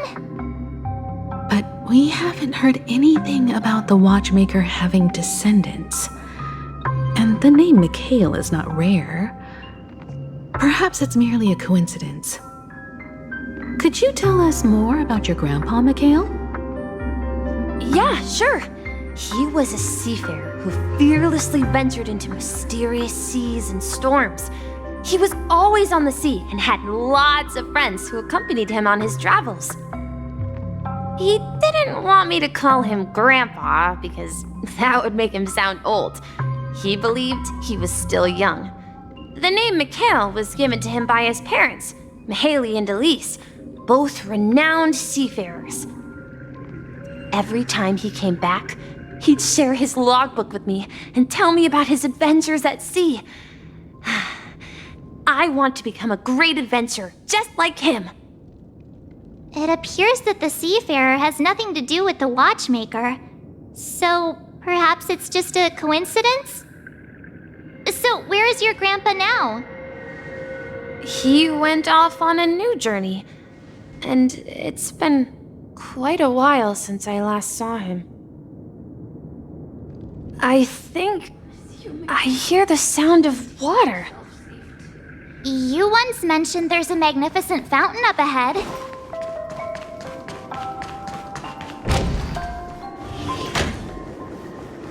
Look, there it is!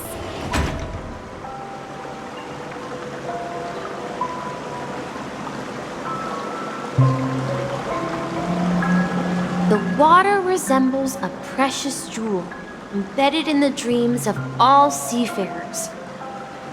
Every time I gaze at the shimmering lights beneath the waves, it feels as though I'm back in this place, standing by your side. Have you recalled anything, Misha? Yeah, I saw these sentences in Grandpa's logbook. He used to say that despite the perils of the sea, whenever he stood on the deck in the afternoon, overlooking the sparkling waves, he would think of this fountain in front of his house. He often said that those moments felt like returning to his family's side, and the difficulties at sea didn't seem quite as challenging. You know, I quite understand such sentiments.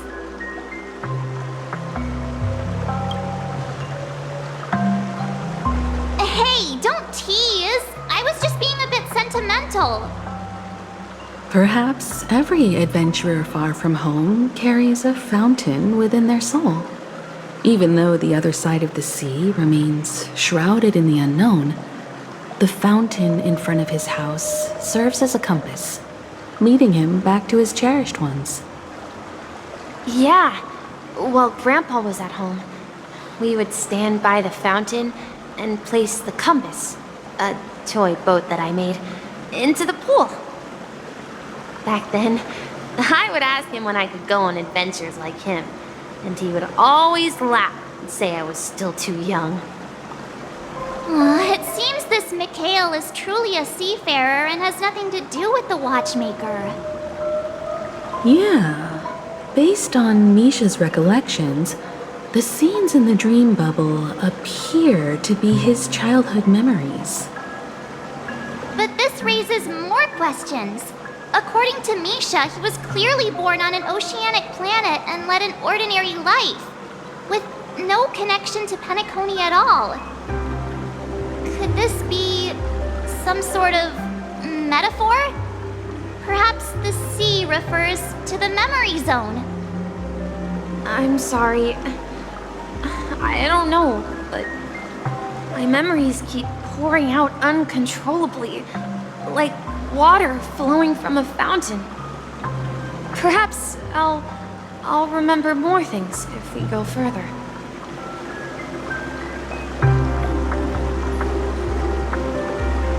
I wish to share your burden. We're going to the opposite side, right? No, we should turn left here. Huh? Something feels different about this place. Up ahead is Grandpa's study. It was in that room that I saw him the last time. The atmosphere in this room feels totally different. Misha! You finally come! Clocky! You're here! Yeah. This is the room where we first met each other. Are those books on the bookshelf logbooks left behind by that seafarer? Yeah. Whenever he came back, he placed a logbook on the bookshelf in his room. They contain records of his expeditions to every corner of the world. He described our world as a fountain. At some point, the sea started to gradually swallow up the land where people lived. To ensure that everyone had land to settle on, he had to continue exploring the sea and search for the source of the rising seawater. On that day, he called me to his study, telling me that he was embarking on another journey. However, I could sense the gravity in his expression. It was the same look I had seen on my father's face before his final voyage. I asked him if I could go with him, but he said that my adventure lay elsewhere and told me to stay home and patiently await a certain sound at the door. What sound? He told me about a vast ocean in the sky, an ocean of stars. He spoke of a train that transports children with a desire to venture far away, traversing the sea of stars without ever stopping. He said that he knew the crew on the train, and that he had asked them to take me along. He said the journey I had always dreamed of would start there. A train?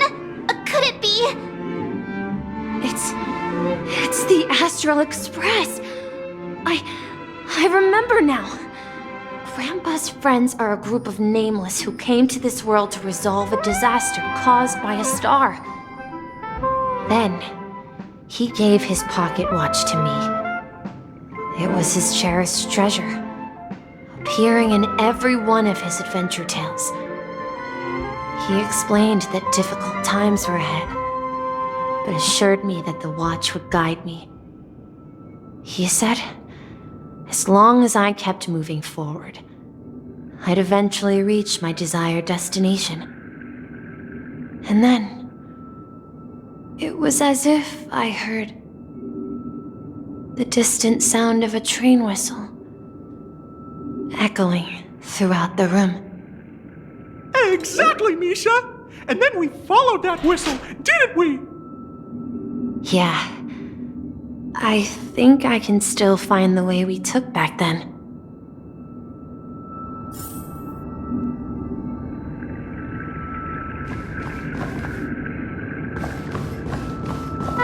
This is the dream jigsaw, right? So we're supposed to find the exit. But where can we find the last piece? Do you remember? You said you obtained a mysterious shard when you stumbled into this place. Hey, the shape seems to match. So this shard is also connected to Misha? Looks like we're just one step from revealing the truth. Let's get to the other side and investigate.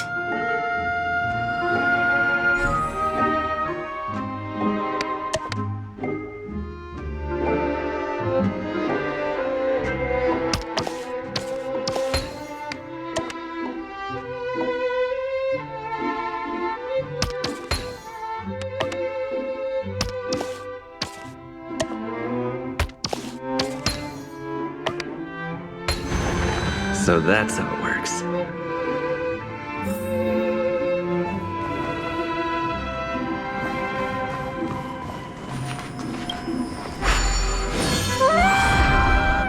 This is it.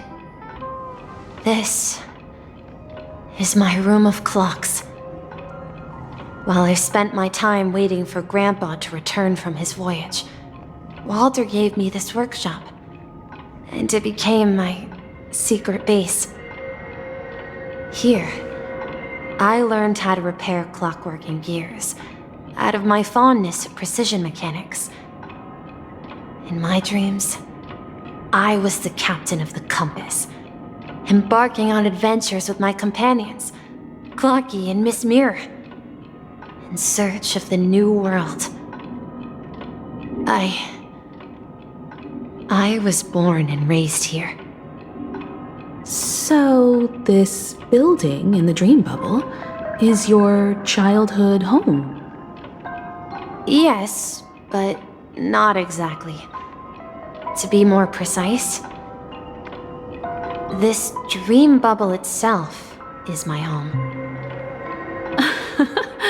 Looks like you've remembered everything now. Wait. Why does it feel like everyone else knows something I don't?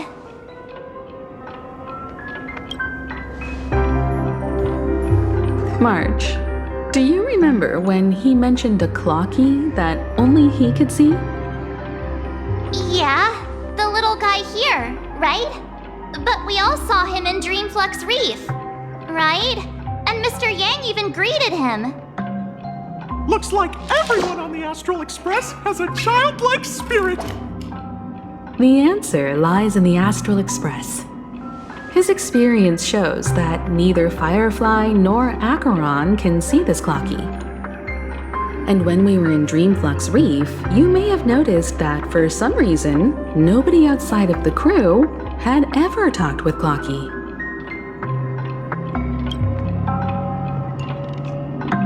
A mimetic life that can only be seen by a select few.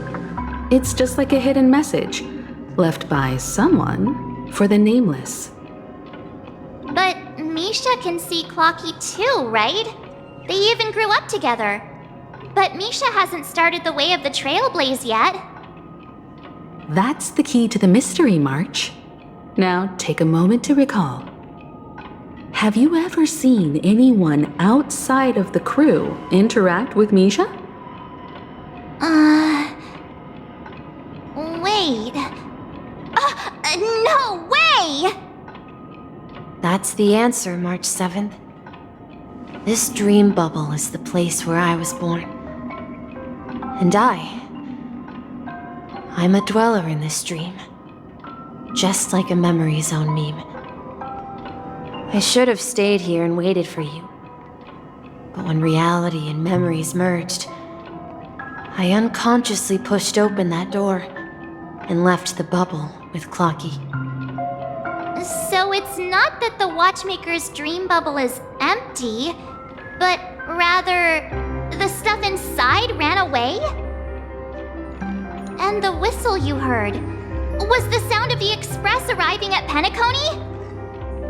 That's one way to see it, but I believe there's a longer story behind all this.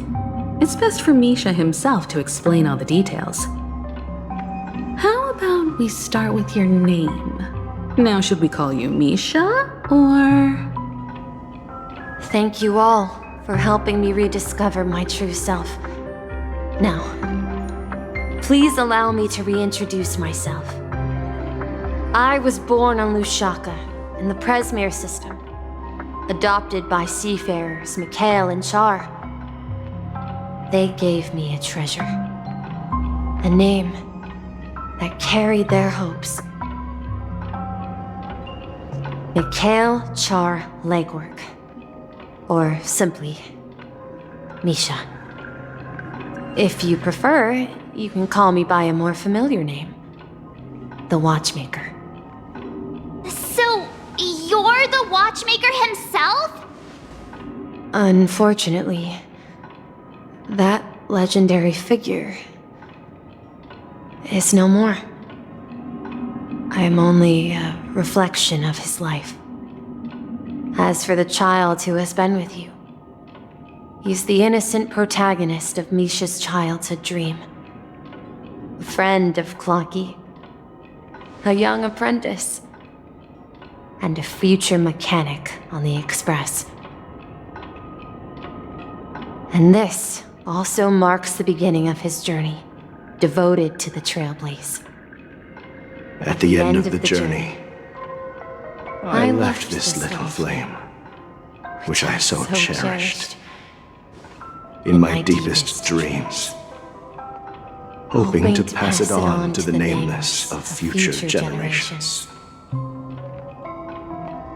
However, he somehow left the dream bubble and forgot all about his task. I apologize for all the confusion this caused. Because he was born with a desire to trailblaze, wasn't he? I don't think Misha has forgotten his role as a guide. He remembered it, and that's why he mistakenly appeared as a hotel doorman in his dream from the very beginning. The one who brought our unconscious friend here must have been Misha.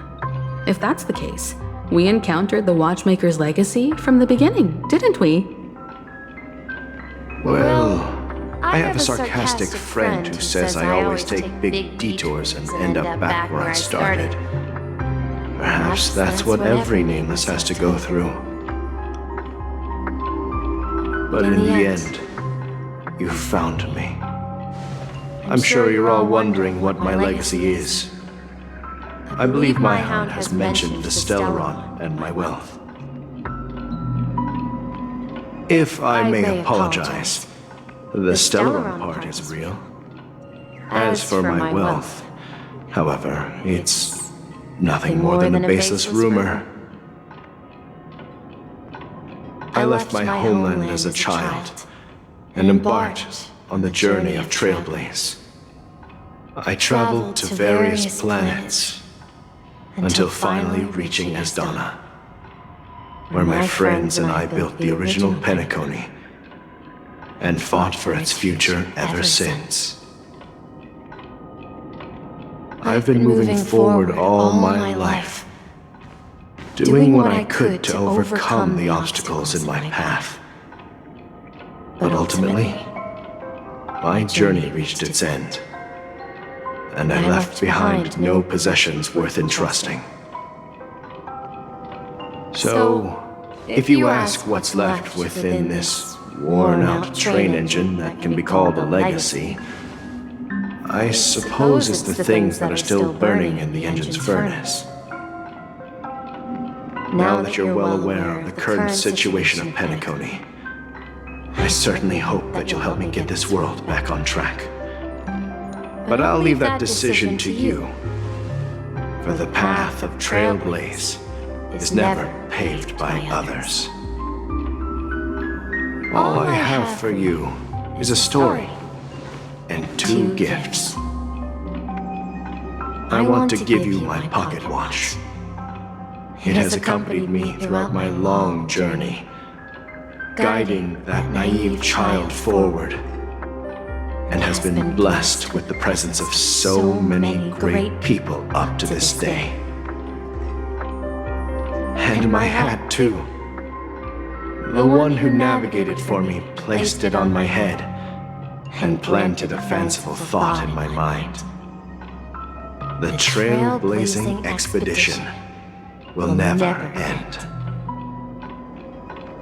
Now, it's time for you to make your choice. Once you've made up your mind, open that door and enter the long dream of an old man. I'll be waiting for you at the end of this corridor of time. All right, everyone, let's make a decision. Although I don't think anyone will have any objections. Of course. We've come this far. Surely there's no other option than moving forward.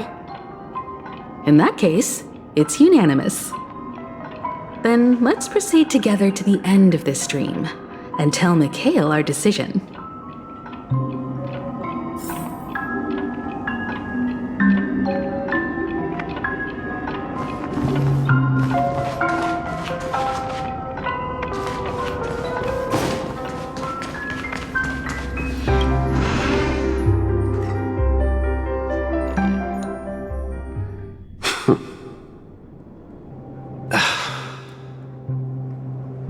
Mikhail, where are you going? Someone has to step up and save Lushaka. So why can't it be me, Misha? Please don't go. And if you must, please take me with you. Don't leave me alone. Even without me, you know how to proceed forward, brave Captain Misha. The compass is waiting for you. Haven't you always wanted to be a better adventurer than me? Now go, board that train and start your journey. Where are you going, Mikhail? I'm going to clean the floor in the parlor car. I've promised the conductor. Wait, first tell me, did you fix this watch? Yeah? I know what it looked like before. Its chain was broken, the back case torn, and the marks on the dial all worn out. How did you manage to fix it? Well, it's hard to explain, but I knew it could be fixed. It's the hands, Mr. Amundsen. Its hands were intact and pointing in the right direction, so I knew there would be a way to fix the rest. I see. You'll work with me from now on. Haven't you always wanted to tinker with this train? You're its mechanic now. As for the conductor, I'll do the talking. But I only know how to fix watches. Don't worry. You've got what it takes. I'll teach you what you need to know. Where are you going, legwork? It's time to head to our next stop.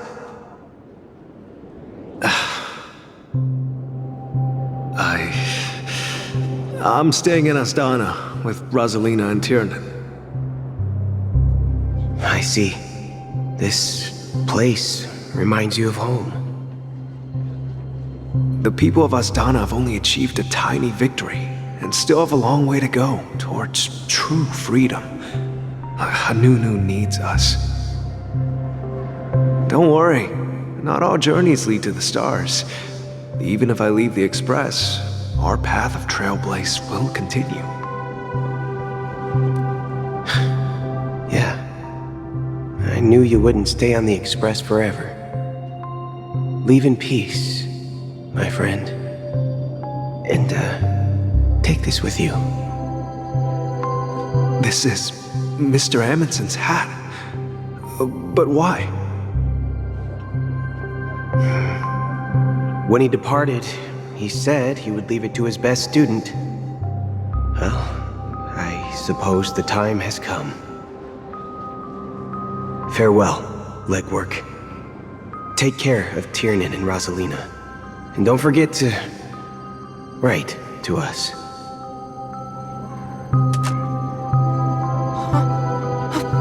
Where are you going, watchmaker? Don't worry, Micah. Just going on a little trip. Someone has to be at the forefront of the interstellar frontier, and I'm the only former nameless in Penacony. So why can't it be me? Because you're all we have! Have you forgotten about Tiernan? The cosmos is way more dangerous now. What will happen to Penacony if we lose you too? But what will happen to Penacony if we don't find a way out? Tiernan. How could I ever forget him? I've spent countless sleepless nights asking myself why I didn't go with him back then. We Nameless won't stop. Don't worry, Micah. It's just a matter of getting back to my old profession. Just wait for me to come back. But if, and it's a big if,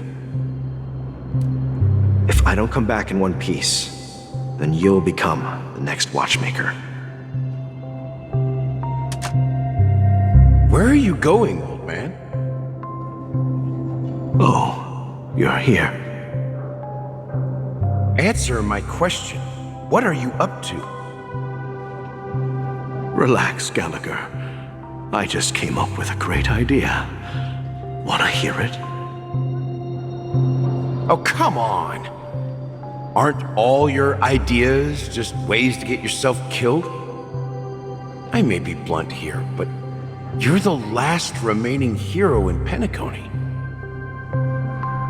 If you die too, the secret of the Stellaron will go to the grave with you. Yes, I'm afraid there's no way out in Penacony, so I'll have to consider alternatives beyond Asdana. We'll organize a festival using the Watchmaker's legacy as a facade and send invitations to the entire cosmos to gather people here. So, a desperate struggle against the family? Desperate? Don't we have you here, my friend? This task is challenging, but what hasn't been challenging for us along the way? Well, whatever you do, remember. Make sure to send an invitation to the Astral Express. Misha! Where are you going? Oh, it's you, Clocky. Take me to Dreamflux Reef. Last night, I had a long dream about the day we met. I want to write down that dream. Write it down? Why? Oh, so I won't forget it. Do you remember how you got your name, Clocky? Of course! You told me that when you were a kid, you lived in a room full of clocks. Those wall clocks and pocket watches grew up with you and were your best friends. Yes, but what I didn't mention was there's a funny misunderstanding behind it. I was a kid, and there was always a special pocket watch in my memories. It was with my grandpa, guiding him on his sea voyages and leading the way in his every adventure story. I wanted to have a pocket watch like that too. And that's when you appeared in my dreams. Yeah. Every night, we boarded the compass and set sail together. But you know what? It wasn't until the day my grandpa gave it to me that I realized it wasn't a pocket watch at all. It was a compass. So, your name should have been Compassy. And the Watchmaker is just a nameless.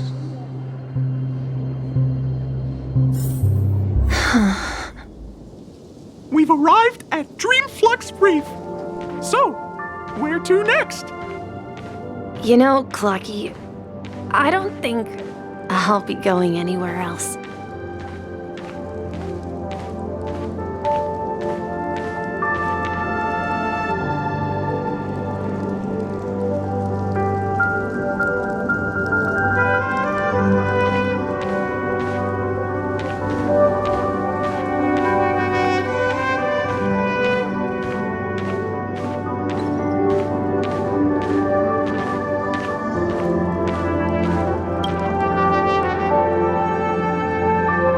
traveled far enough, and it's time for a little break. Oh. So, we'll set out again when you're rested? No, I'll stay here. And then, this is where it ends. This is where it ends? What do you mean, Misha? You told me that the trailblazing expedition would never end. Yeah, that's what I said. So now, it's up to you to decide your next destination. My next destination? What's that supposed to be? I've been following you. Misha?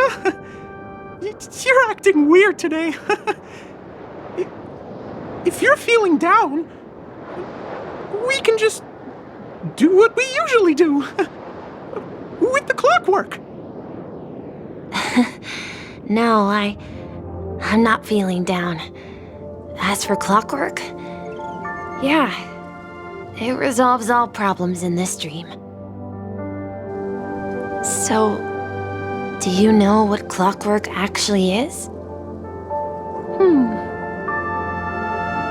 I'm not quite sure. Well, everyone gets lost at times. They may hesitate and doubt which way to go. That happens in this dreamscape and beyond. But don't worry. Everyone goes through moments of uncertainty and hesitation. Eventually, they gather the courage to make bold decisions. Whether it's calming, happy, angry, or sad, all they need is a little nudge to take that step toward where they truly belong. I'm leaving that little nudge with you, and I hope you'll share it with others. Such is the essence of clockwork, the will of the Trailblaze.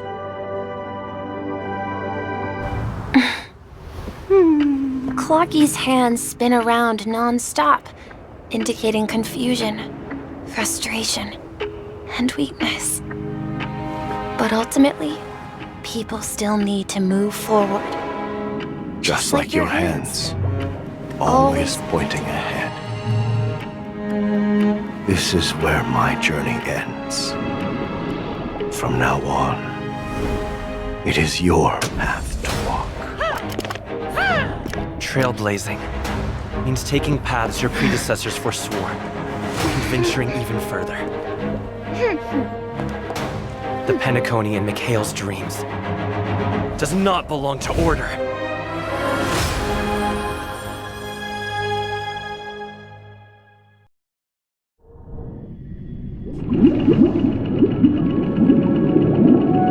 I can't believe that Eon would cast a glance at Penacony at a time like this. Is it because of the resonance from the legacy of the Trailblaze? Or perhaps the bond between you is so strong that it even impresses an Eon? Well, there might be another possibility. Perhaps they want to witness, on behalf of the fallen Eons, who will hold the future of Penacony. If that's the case, on behalf of the Dream Master of Penacony and the 107,336 members of the Oak family, I'm extending a formal invitation to all of you. I'm cordially inviting you all to the Penacony Grand Theater to participate in the upcoming Charmony Festival. And, of course, you won't be in the audience, but on center stage. Since the future of the Stellaron, Penacony, and even the entire cosmos is at stake, let's draw a conclusion there, in all fairness. If you truly believe in Akavili's path, then show me their courage and determination.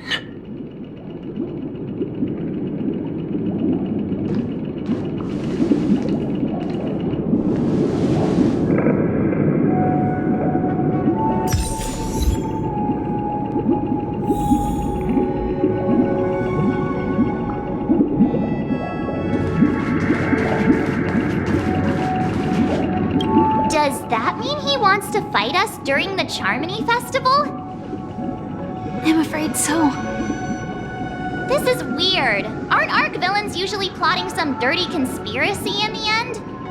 But he actually said something like, "In all fairness." Could it be that he's underestimating us?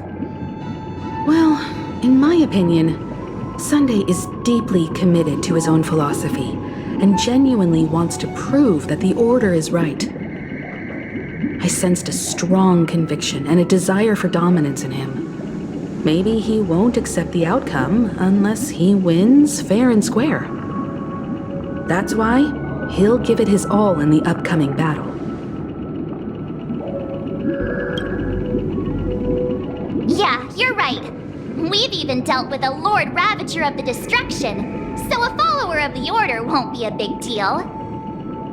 Anyway, we can't leave the Stellaron unchecked.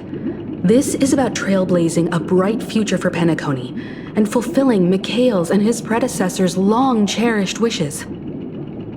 Now that we've taken up the mantle, we can't afford to fail them. However, the same applies to the Order.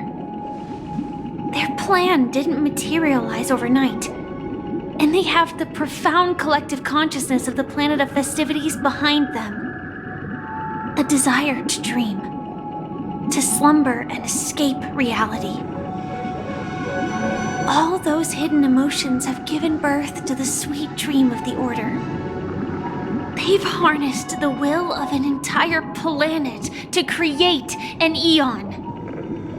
This confrontation is far more complicated than a simple power struggle. To secure Penacony's future, fighting on the stage alone is not enough. What do you mean? Are you not coming with us? I believe Firefly is trying to say that she's heading off to another battle.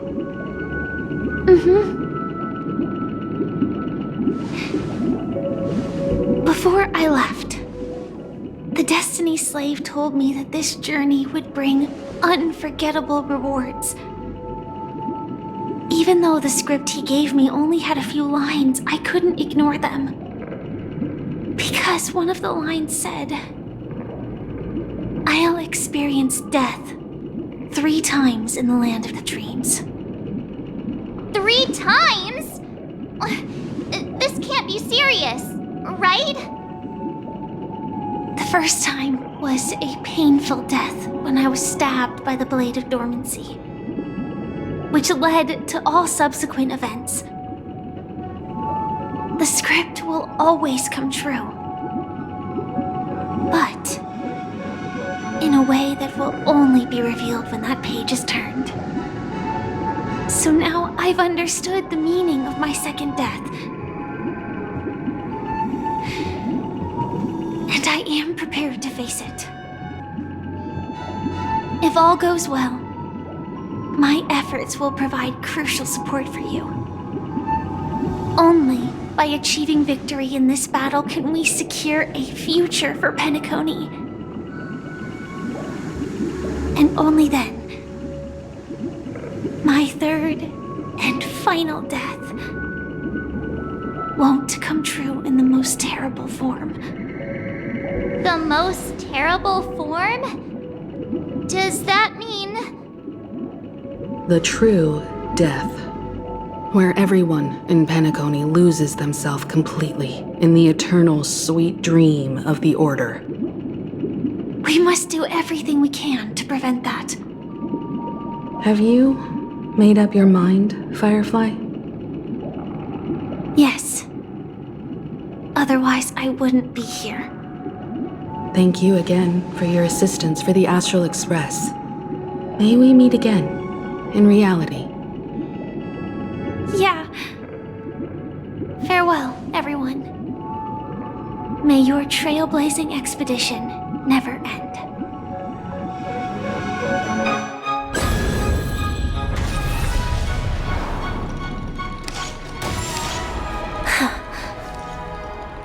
I dreamed of a scorched earth. Everyone, are you ready? A new shoot sprouted from the earth. It bloomed in the morning sun and whispered to me. Like fireflies to a flame, life begets death. May we meet again in reality.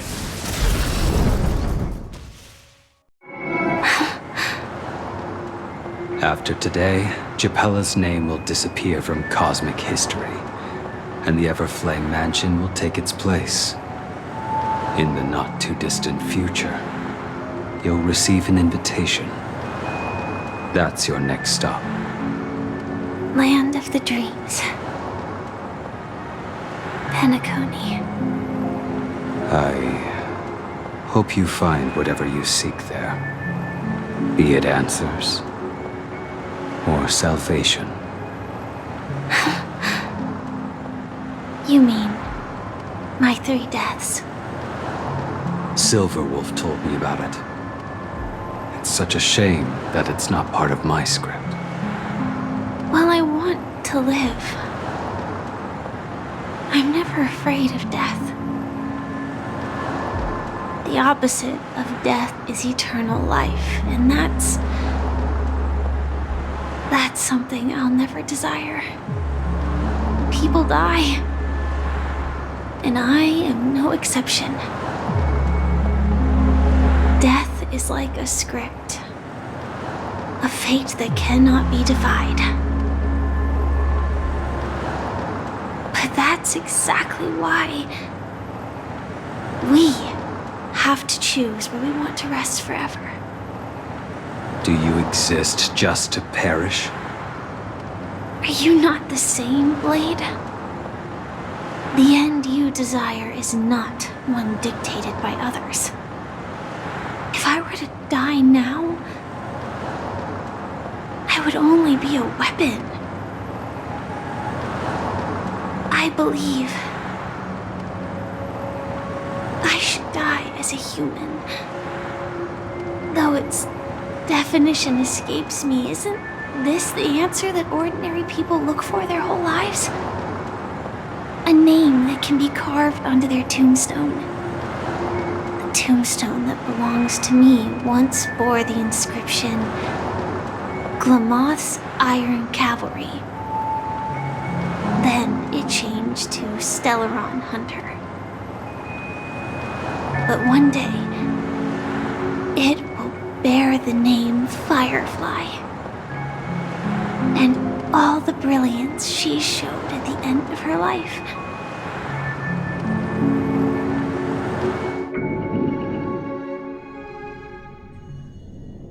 That's quite unexpected, old man. Who would have thought your crazy plan would actually work? Do all you nameless fools just act on a whim? I can sense that this false sweet dream is coming to an end. The Nameless may be young, but they had the ability to achieve this goal. Just like you did in your time.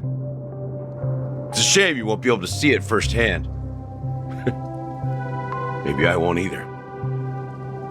Once something fictional is seen through, it ceases to exist. Yeah, not just those Nameless. Even Mr. Wings is just like you. Stubborn, won't listen or give up, no matter what. Well, fate is unpredictable, I guess. If we weren't bound by those cursed paths, maybe we could have had some good talks. But in the end, we managed to do it. And now we can find solace. Remember how those idiots cursed us? They said, "Go to hell, you worthless traitors." Well, I don't know if they really meant it, but if longing for freedom means going to hell, then I'll be joining you soon, you fool.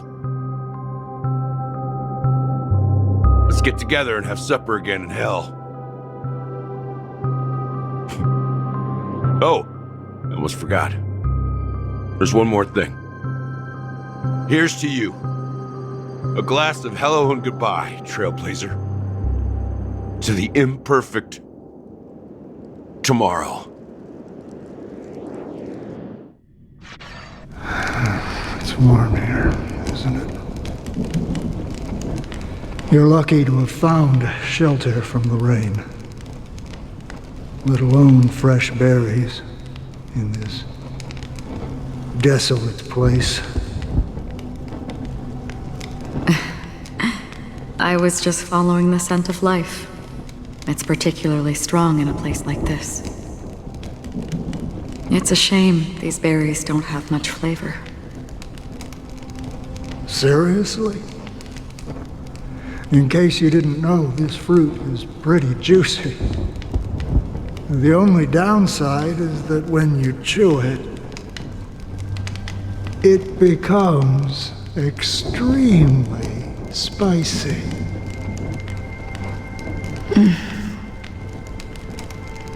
Have you lost your sense of taste? I can still taste certain things, like a faint sweetness.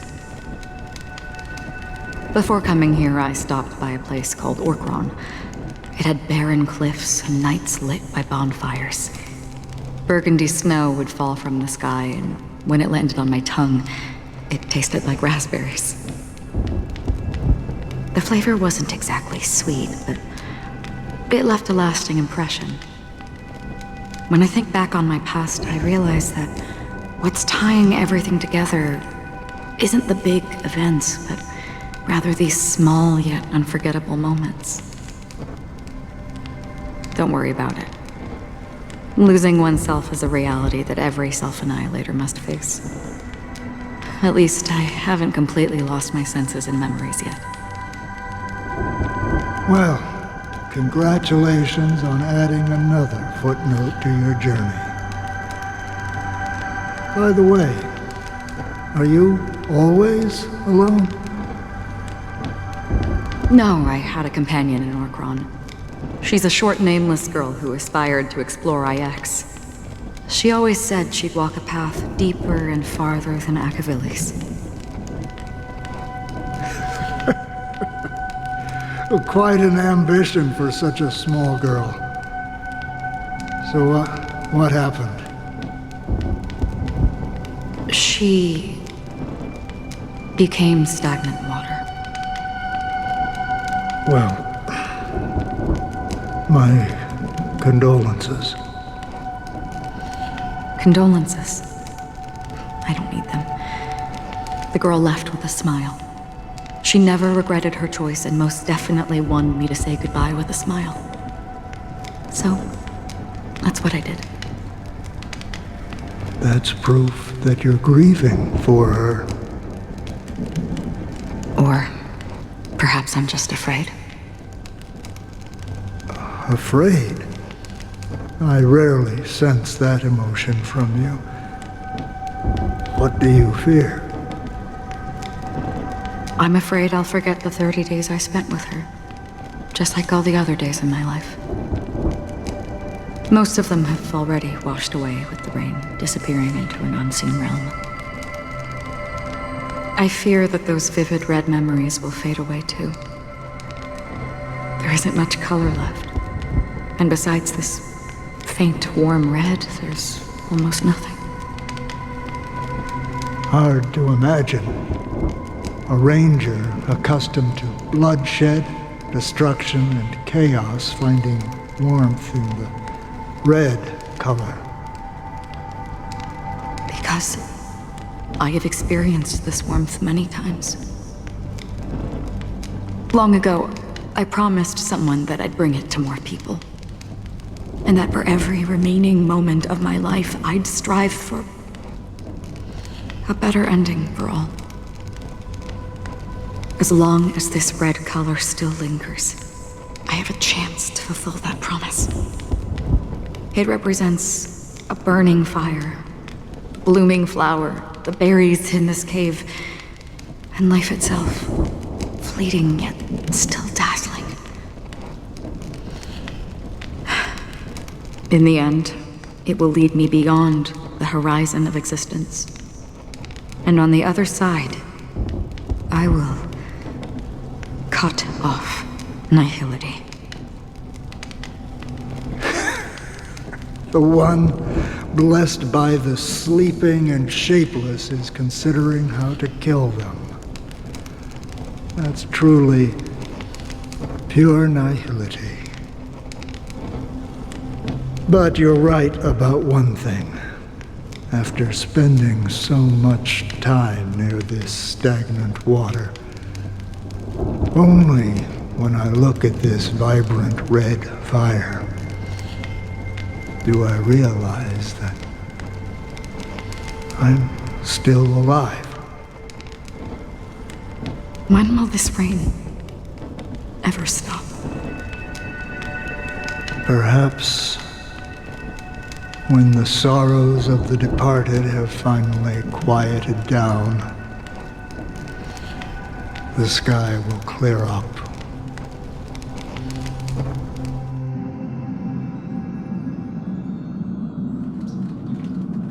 Have you heard of a planet named Biari Scamandros, Don Hung? It's one of the paradises under the influence of the Harmony, a sought-after wonderland for the inhabitants of the Dardanu major and minor systems.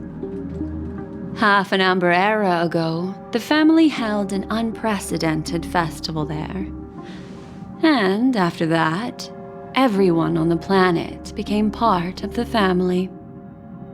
Do you think the same thing will happen on Penacony? Yes. Or how else can we explain it? The family deliberately used the Watchmaker's invitation to keep all the Pathstriders here, but banished the Emanator of the Nihility. Because of the nihility, I'm rarely affected by the power of other paths, but somehow I can unconsciously infiltrate them. Maybe that's the risk they're trying to avoid. I would disagree. Biari Scamandros is not part of the credit system or connected to the Silver Rail. It's nothing more than a remote civilization sheltered by the Harmony. But Penacony is different. If the family messes with Penacony, that would be like declaring war on almost half of the factions in the cosmos. They have no reason to do that. No, they don't. If they truly serve the Harmony, that is. What do you mean? The path in Penacony is impure. The Harmony here has impurities. Do you remember the Ancient Swarm disaster? Tazerond, the propagation, brought endless havoc to the universe, and it eventually evolved into a fierce battle among all eons. 2 paths lost their eons in that war, the propagation and the order. Coincidentally, their downfall is related to a certain eon. Shipe, the Harmony. Legend has it that they participated in the crusade against the Imperator Insectorum and devoured Anna the Order for unknown reasons. Holy forgaroni! So you're saying that the 2 leaderless paths are working behind the scenes? But I don't see any descendants of the propagation in Penacony. Could it be that the remnants of Beyond the Sky Choir are hiding within the family, trying to resurrect a fallen eon? I can't say for sure, but they're definitely planning something for the Charmony Festival. Dude, this is getting way too complicated. Is this why you want us to leave Astana right away? Are you giving up? The Charmony Festival will start soon. There's one thing that I need to confirm no matter what. A warp jump is the best way to do so. Time is running out. I have another plan.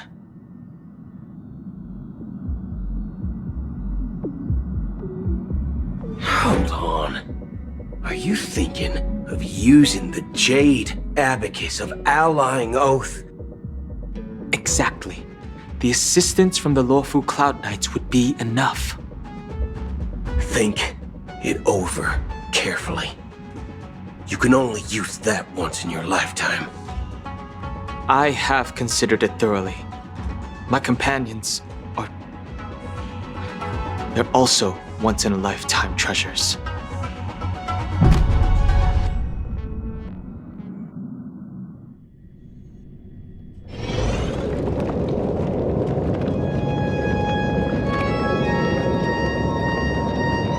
Are you the only one here, my child? The Nameless is quite the diplomat. Our secrets have spread like wildfire within the family. And IPC starships are gathering towards Astana. This is a crucial moment for us.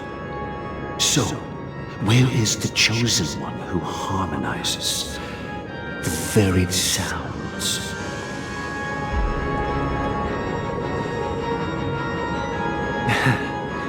What do you mean, Master? I'm right here in front of you, aren't I? You know, she was supposed to be the star of the Charmony Festival in our plan. But the plan has changed. As her brother, I know she doesn't want to sing for the Order, so I'll take her place. You've always been wise beyond your years. I'm sure you understand the consequences of your choice. If you consider this a betrayal, well, there can't be two suns in the sky. I'll step up and take down the other sun if necessary. Do you believe in karma? If karma exists, then everyone has their own karma. You have yours, and I have mine. And my karma has nothing to do with you, Mr. Gopherwood.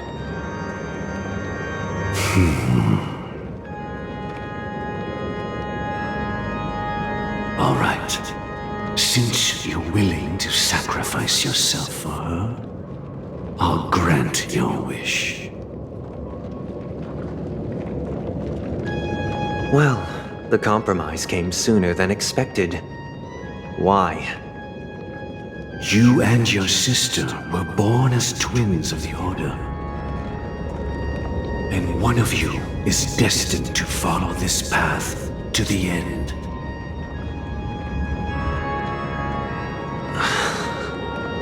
Is this part of your plan?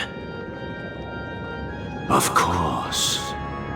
You're still as clever as you were when you were a child.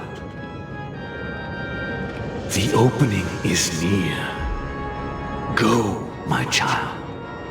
Seize the power of the harmony and reveal your karma. I have one final question, Master. Why did you choose to bring the Order to Penacony? Wouldn't it have been better to choose a desperate world instead of a city filled with hope and dreams?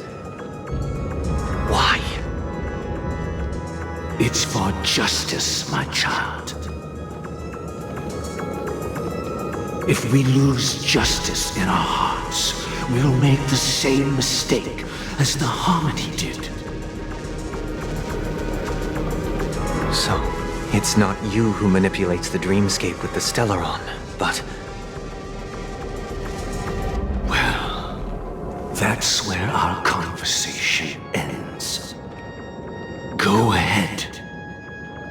The 107,336 souls of the Oak family have dreamed of this moment too many times.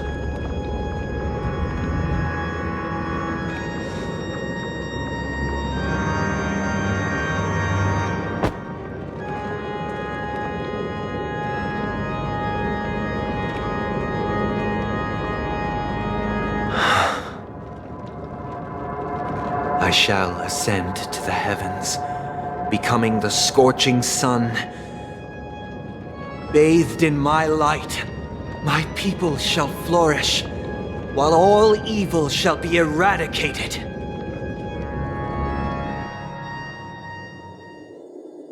This is the interior of the Penacony Grand Theater. It's quite exhilarating to be flushed into the air by Soulglad. But why is the venue still closed when the Charmony Festival is about to start? And not only that, the entire theater is eerily quiet. No audience, no staff, no one around.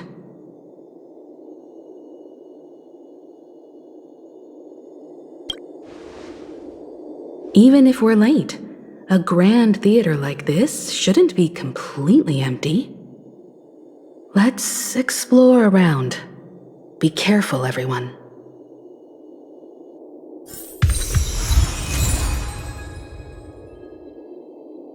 you